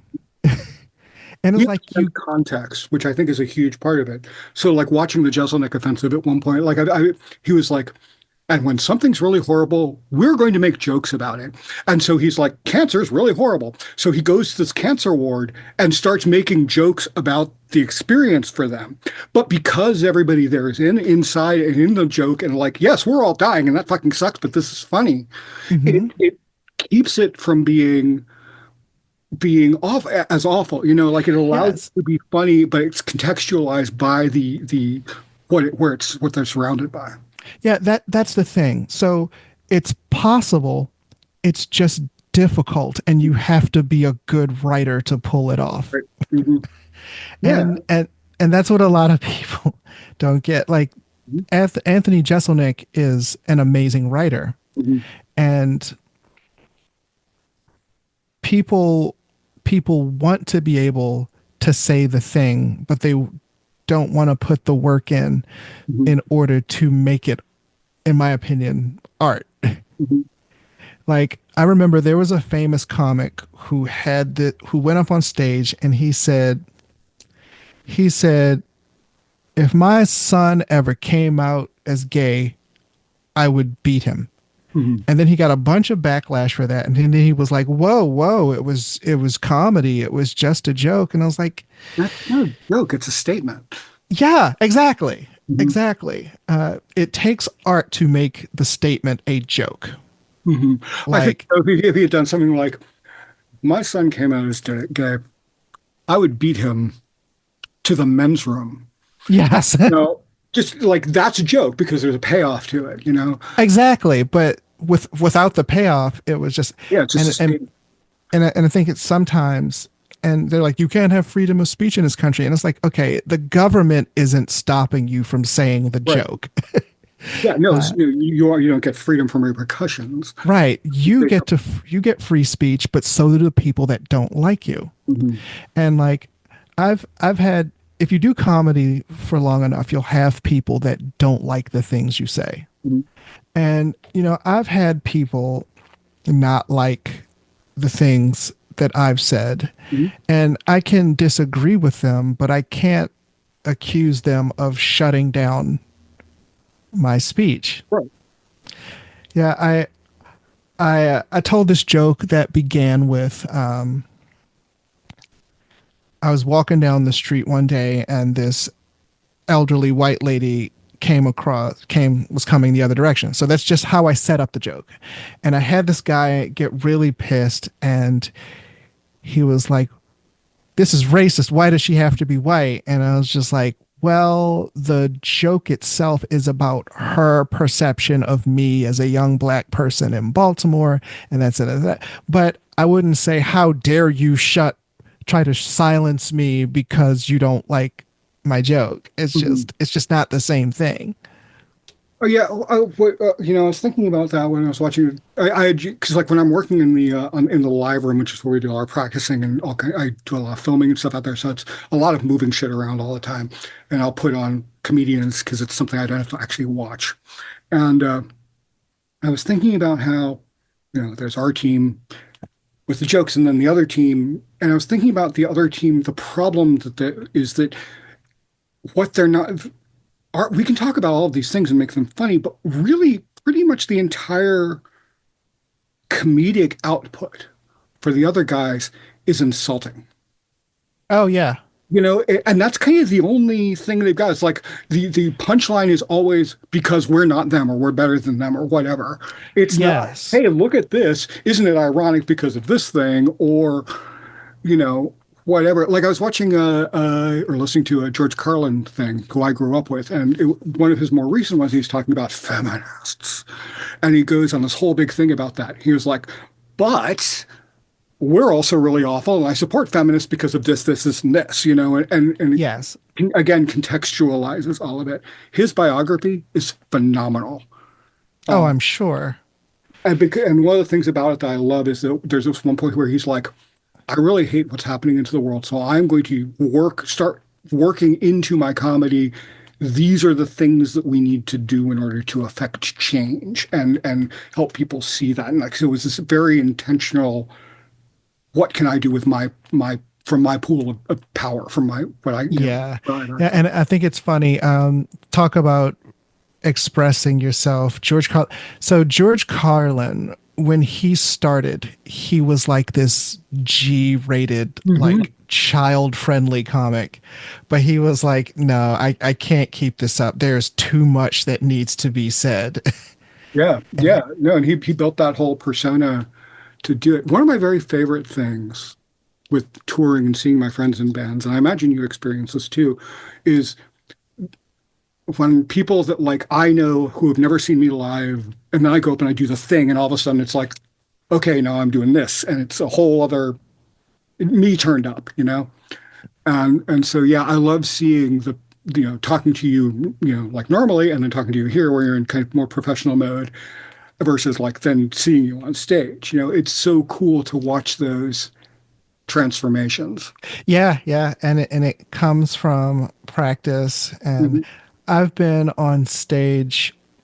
I've been like in situations where I'm about to go on stage and I'm just like literally shaking and I'm so nervous. And then I go up on stage and I'm like, hey, how's everybody doing? And I'm just like doing fluid movements and like working on my delivery and stuff. And people are like, I wish I had your confidence on stage. And I was like, backstage a minute ago, I was like literally shaking. But it's just, there's just this The switch. switch that Yeah. comes with practice, you know? Yeah. There's like I said, I grew up with Carlin, one of his records. He was like, oh, well, first I was back there, now I'm here.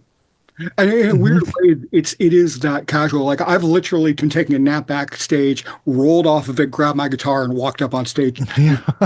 like from to yeah, in like Yeah. Yeah. 2 minutes. So the fear, not the fear, the thing that I hate to see though is like I do my job right. Even if you know me, when I go up there, you don't get a little starstruck. I'm not doing my job because that's Mhm. what I have to do. Right. The thing that always blows my mind are the people that buy their own hype, though, that don't understand the difference between the stage and down. The ones that are like, and I can see why it happens. Like you get these young bands that go out on tour and maybe they have some success early on. And so literally everybody is there to help them do their thing. Yeah. And watching that, like, oh, hey, that guy just put their foot through my friend's monitor, because they think they somehow deserve something or another. Yeah. The experiment where you take a stalk of celery and you put food coloring in the water, and then you can see as the celery stalk changes color because it absorbs the water with the food coloring. I think that to some extent, human beings are often influenced in the same way. Mhm. Where if you're one of those bands that you were talking about that has a lot of success early on, what they're absorbing from around them gives them this sense of self-importance because that is what they're being watered with. Right. That and the isolation of it. Like when you're on tour, it's yeah, you're dealing with all these people at those individual shows, but once you're back in the band or a van or on the bus or whatever, it's like you're in this little insular world full of ridiculous, stupid jokes and with its own rules about like behavior and whatever. And so I can see how it's very easy to forget that the rest of the world isn't in on the jokes. Yeah. And I watched that blow up a few times with people, and I'm always like, oh, Oh, it happens um, all the time in comedy. Like yeah, stand-up comics in the back rooms are some of the most brutal. Like the things that you see comedians get canceled for saying is like right, super common backstage. But it's one of the things that's interesting about stand-up comedy is they're like little etiquette sort of things. Like some comics will give you serious side eye if you are not famous, but you do stand-up comedy sitting down. hmm. If they see you do stand-up comedy sitting down, they're just like, "Oh, I see. He thinks he's Richard Pryor or Yeah, George if that Carlin." was the case, I would bring a fucking recliner. Yeah, exactly. And I was just like, I mean, there is something to consider. Not everybody is super able-bodied, for example, and some people are very funny and cannot stand up for long I periods of had to do time. a tour, two tours before I got my hip replaced. And so they had to put a stool on stage for me just on the off chance I needed to go over and have something to lean against to play on, like, yeah, you have to be able to account for that kind of shit. Yeah, one of my favorites. There is this comic with cerebral palsy. His name is Mike Aronin. One of the funniest, not only just written, but off the top of his head. And he has this very gnarled Hmm. gait, and is like his hands are all gnarled and his legs, and it takes him a long time to walk. And he tells this joke where he says he went to Arundel Mills Mall and they have the water massager. Do you know what that is? It basically kind of looks like an iron lung, but you lay on your back and there's a tarp and then Okay. jets of water massage your back. Hmm. And so he has this joke where he goes, I go to the water massager and I was like, I want to try it. And he said, I get in there and it starts massaging my back. And he was like, it is the best thing I've experienced. It's amazing. He was like 10 minutes of absolute heaven. He said, but as I get out, I notice there's a line of people waiting behind me. And he says, so just to be a jerk, when I get out, I'm like, oh, what happened? And he just starts using doing his for people listening. He just starts doing his usual gnarled gait. He's like, no. Uh, yeah, I guess that is one of those benefits if you have some sort of obvious physical handicap, deformity, whatever the proper term is these days, difference.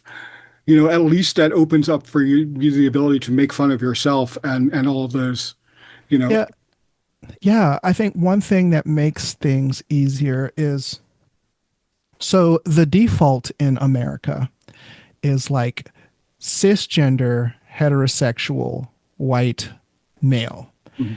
And if you don't tick all of those boxes, you have a different experience is like that is fertile ground Mhm. for material.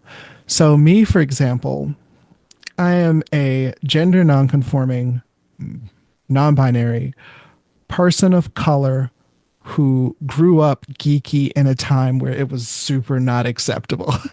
And to that is a lot to write about. Mhm. Chris Rock says that in order to write comedy, you need experiences. And that has given me some experiences. Oh my Mhm. goodness. Have you? Oh, so actually, that brings up a good question. Throughout your career, how much racism or sexism isn't the right word, but whatever that would be, So I tell you this. just within the community. So I'll tell you this. So for a longest time, I was just doing stand-up comedy presenting as male, Mhm. uh, born with the name Dorian Gray. Given the given name, which still just is one of I Yeah, think it's yeah. really cool. It might not have been cool for you, but I think it's fucking cool. Yeah, yes, it's the name on my birth certificate. And people were like, when did you decide to have that name? I was like, you need to take that up with my mother. But the first time I did stand up as Violet Gray, very first time it was within walking distance. I performed at a comedy night at the Golden West Cafe on the Avenue in Hamden. And I lived a couple blocks away from that point. I had a guy follow me home and attempt to push his way into the door. Jesus. Um, it didn't happen because it turns out at that time I was much stronger than he expected me to be. But it was super scary. Yeah. I remember I did stand up comedy at a fundraiser for a comedy buddy of mine who had had a severe bike accident. And this was I think this was in Western Maryland somewhere. And they had all these objects on auction, to pay for his medical bills and stuff. So I do my stand up and everybody seemed, pretty cool about it because, I tend to be open about who I am. And then I look back, and the main thing for auction is a Confederate flag. That's somebody, and I was like, okay, so I'm gonna go. And yeah, so occasionally you will see some bigotry, especially depending on your audience, depending on where you are. Many times they'll have different political leanings. I know sometimes some comics I are afraid because they're like, oh, I'm more of a left leaning comic. And they'll often be afraid of older crowds because they're like, oh no, this is a crowd where the average age of a person is like 70 plus, and I don't think they'll appreciate my jokes about diversity Right. because they quote unquote come from a different time. Do you But have a system like in my head, like a flow chart or something, where you realize you're dealing with an audience that is going to be an issue? Do you have like a system where you're able to like, okay, here's a series of jokes I can do that kind of to de-escalate a potential problem? so I will change because at the end of the day, I want to be me, but I do know that at the end of the day, I have been paid Hmm. to entertain the people.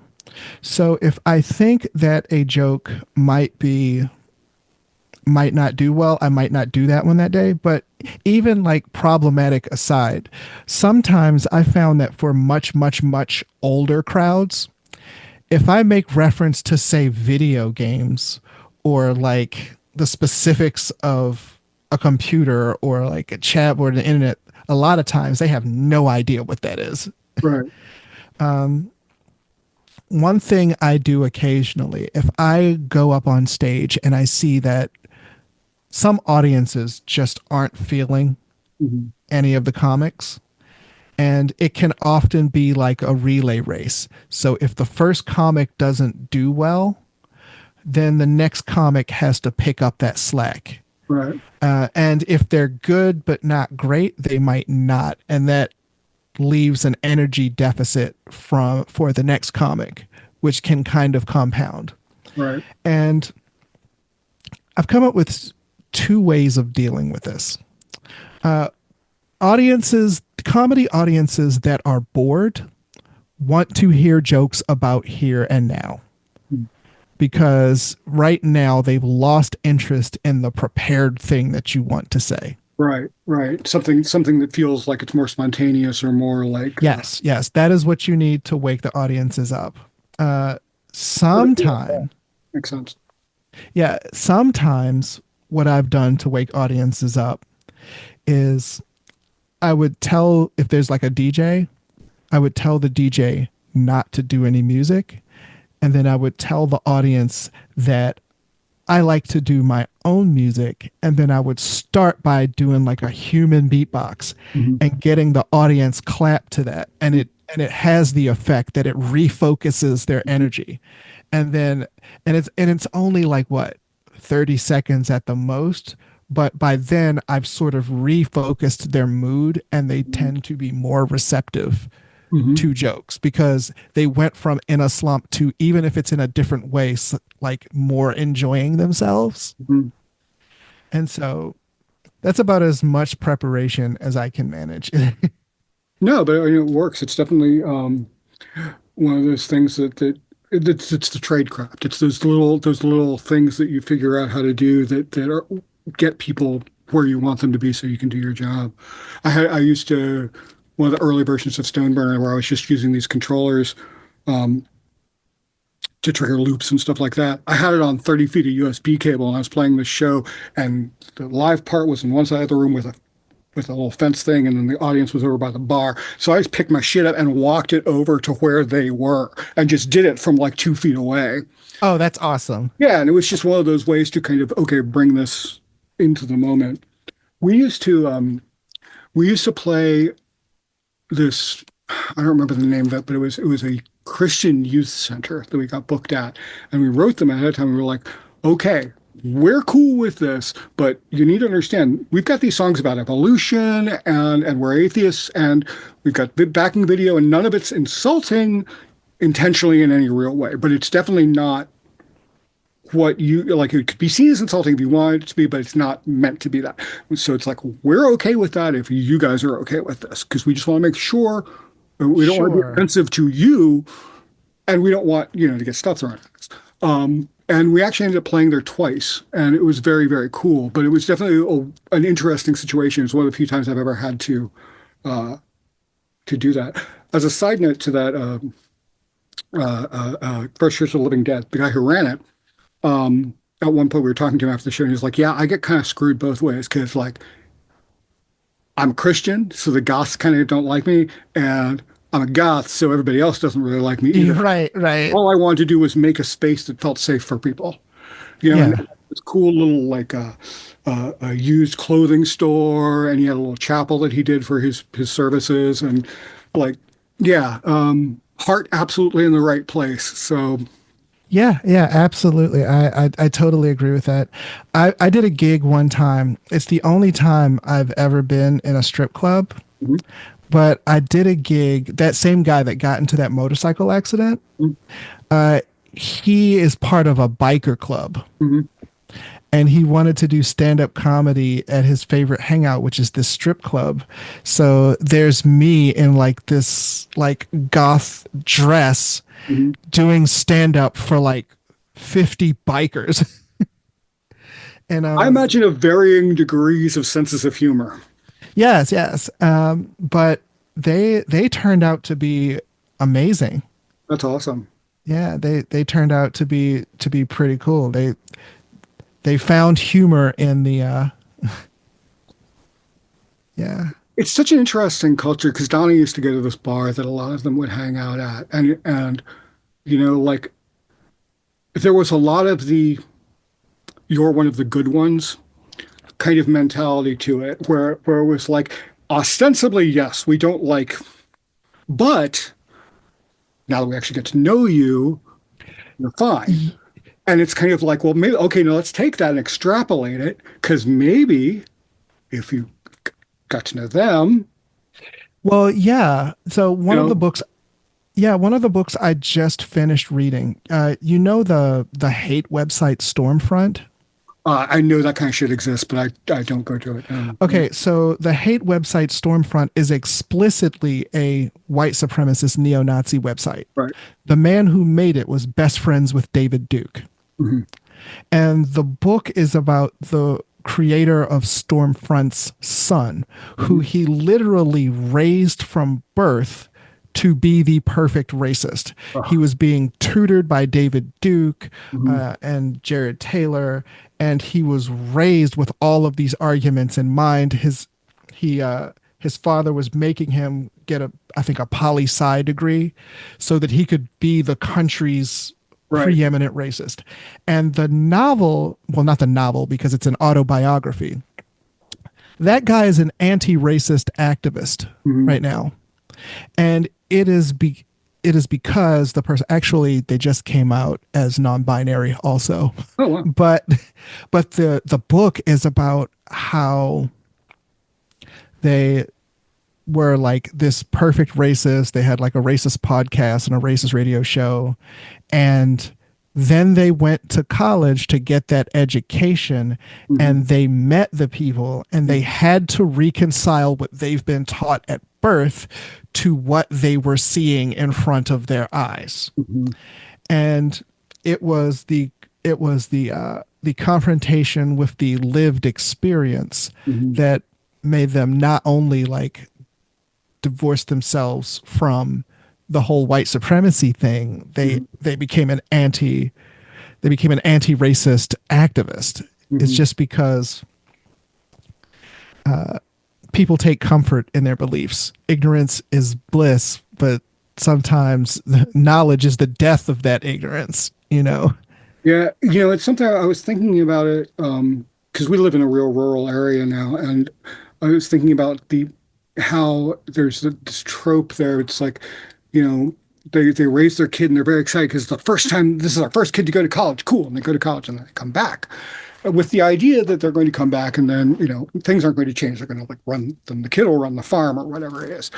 And shockingly, the kid comes back and goes, hey, all of these ideas are really antiquated or impractical or awful. And, so you get these people that are like, don't, see that education system as the thing that is destroying everything because, Right.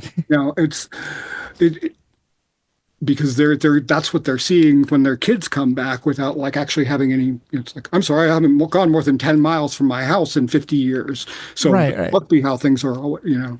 Yeah, it's not that teachers are indoctrinating people. It's just they're Right, meeting the people that you told them about. right. Yeah, yeah, exactly. And even, I get it. Now that I'm not on Facebook as much, but I used to get into it on like the Boomer page and sadly on some of the Gen X pages where they're like kids these days and blah, blah, blah, blah, blah. And I'm just like, those kids, yeah, they may be a little bit more fragile on the surface or whatever, but they are infinitely more emotionally mature than any of us were. They're not going home and getting drunk and beating somebody up or whatever. Like they're able to actually, have a conversation about, hey, this bothers me or this hurts or whatever, and then deal with the problem. Yeah, I saw this one thing where the person was like, kids these days are too weak to use a power drill. And he was like, yeah, but I can tell my kid that I love him. Right. Or yes, but they know how to edit a PDF. Right, exactly. Like it really just bugs the living fuck out of me. It's like, particularly Gen X people's like, hey, congratulations, you're turning into your parents. Remember all of those things that you were pushing back against? Now you're Right. like, I can't stand that because like I'm Gen X also, and I'm just like, no, we saw where this leads. We're not supposed to fall into the same trap. And it's just like, I think people are like, oh, we're Gen X. I've seen a lot of, we're Gen X. We're not sensitive like you all are. And meanwhile, we live in a country where like boomers lose their crap if they see a drag queen reading right, a nursery rhyme or right. like, Yeah, it's crazy to me. And I imagine that for the most part, all of this just comes down to the eternal existential crisis. It's like, well, I can't approve of that because if I approve of what they're doing, I'm saying it's okay for them to be younger than I am, and by in turn, I'm closer to being dead. But if I push yes, back against that, that makes me feel like I have control over the fact that I must be better. that I'm still virile. And Right. Yeah. I saw this woman on TikTok who was talking about how people say there are no real men anymore. And she went through a step by step in history, all of the publications where they say there are no real men anymore. So, like, they're saying there's no real men anymore.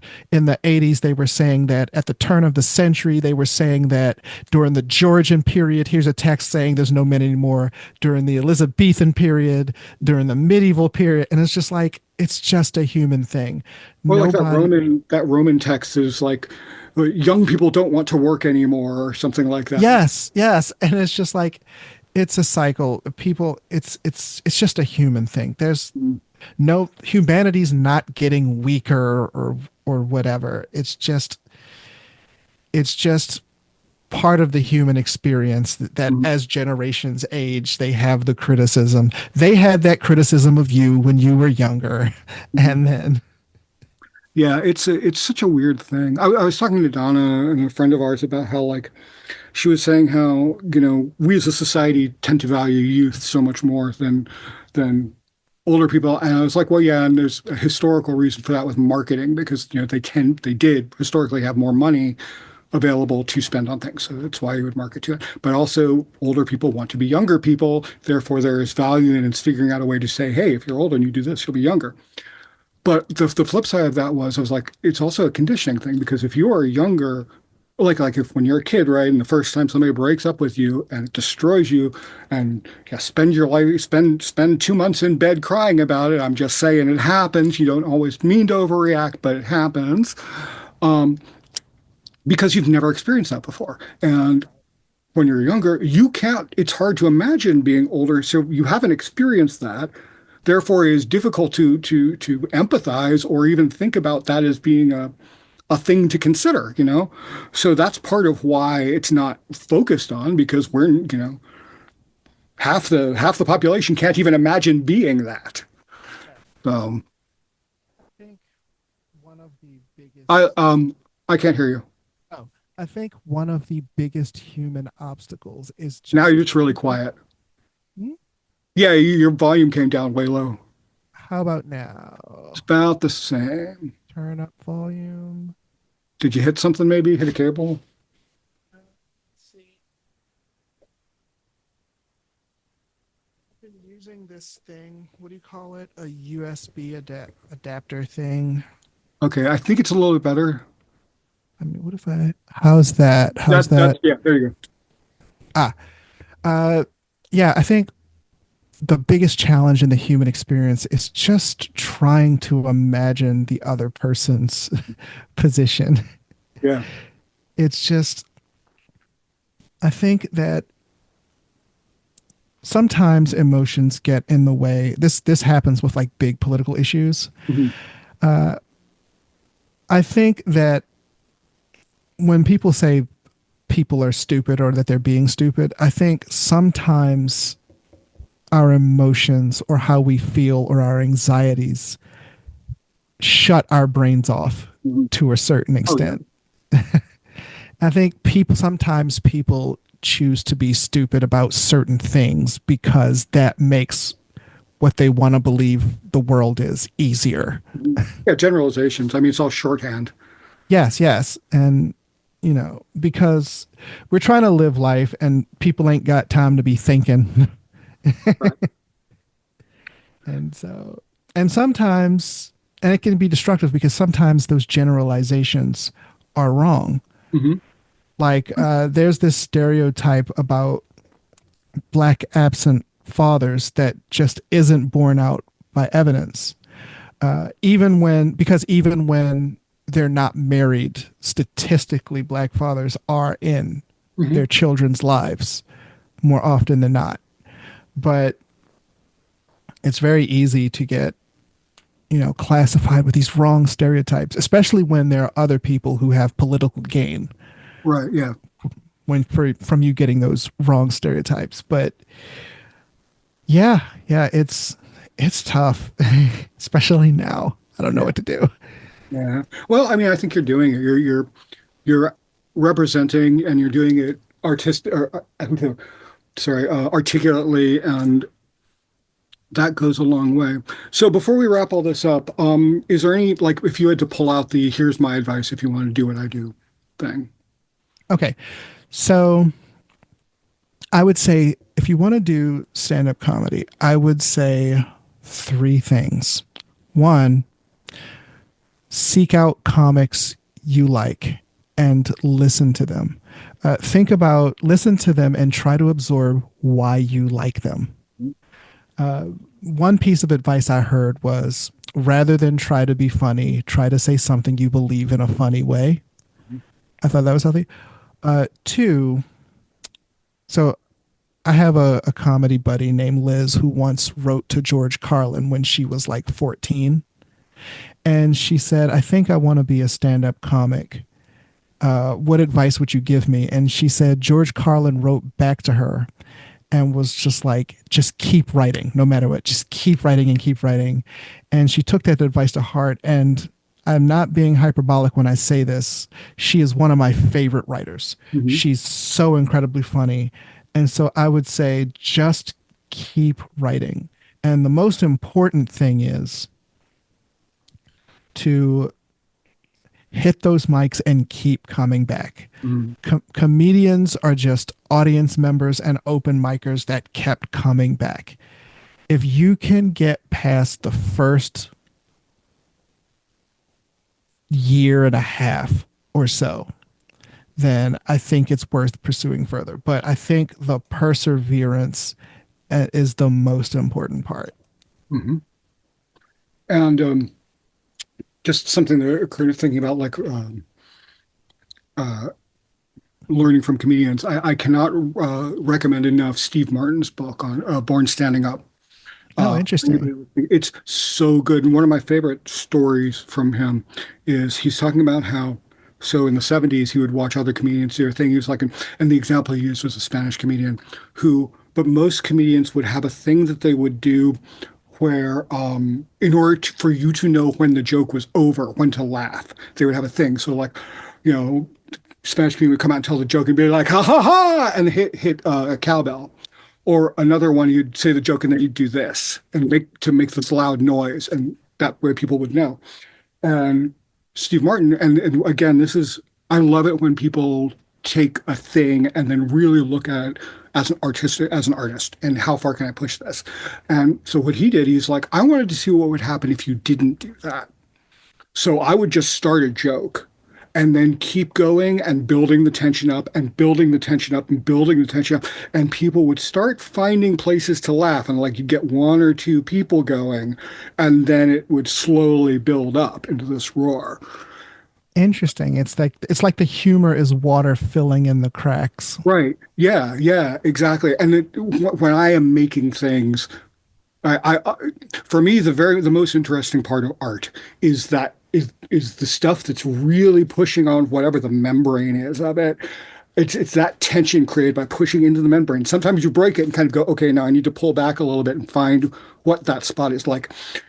How long can I let this one section run before it becomes annoying? But so figure that out and then pull back. And now you've got this great tension builder. And with all comedy, music, art, whatever, it's all tension and release, tension and release. Absolutely. Release. Mhm.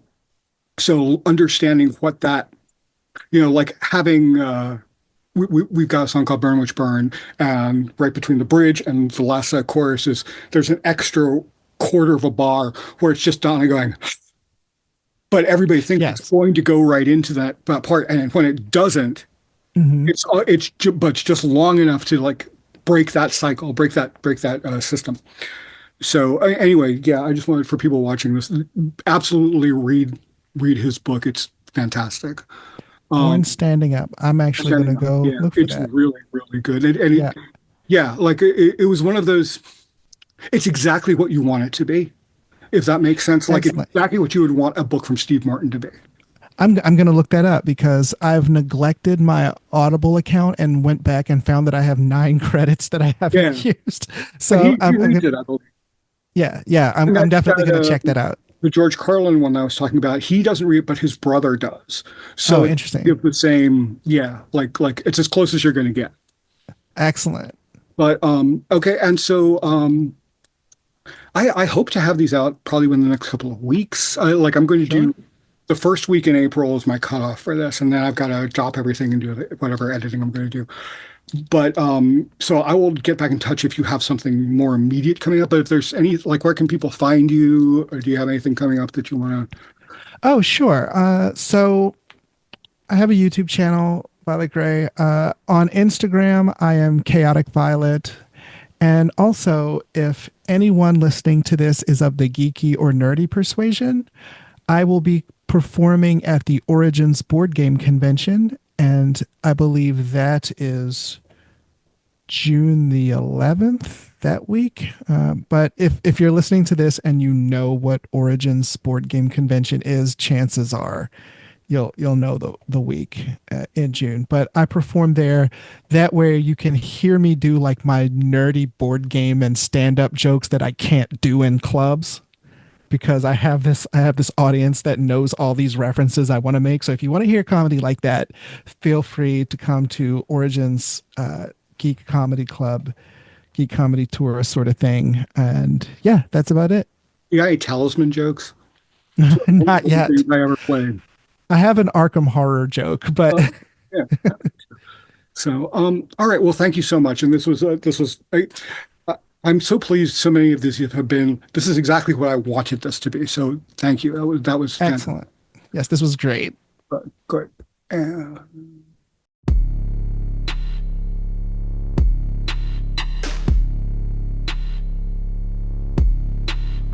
I'm a red wolf, a motherfucking kaiju. I'm older than God, whichever one you choose. say I've been around is an understatement. From the basement I've crawled up to product replacement. I'm gonna burn this shit down. MX missiles deployed. It's time to get this shit on. It's time to weaponize noise.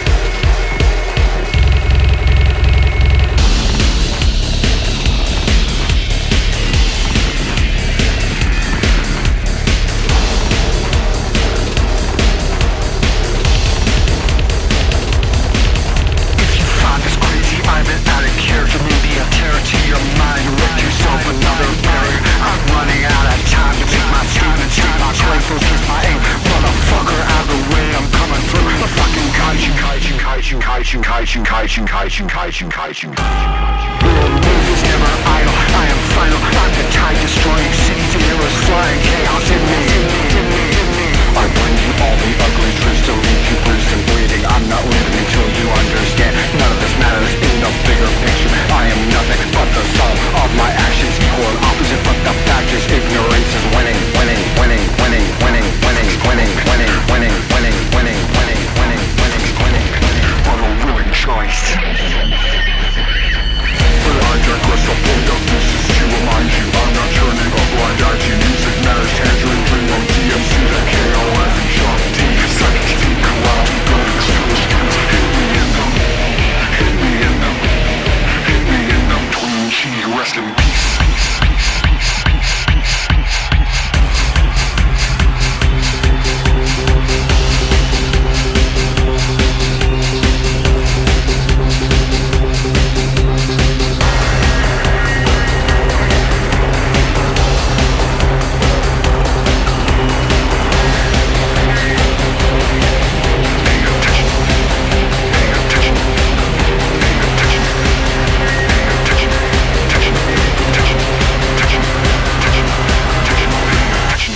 Run of my second to none. There are two sides of you open-minded. Who the fuck are you let shit sound? When the definition of what you already know, this game you're in, don't control. It's time to reevaluate.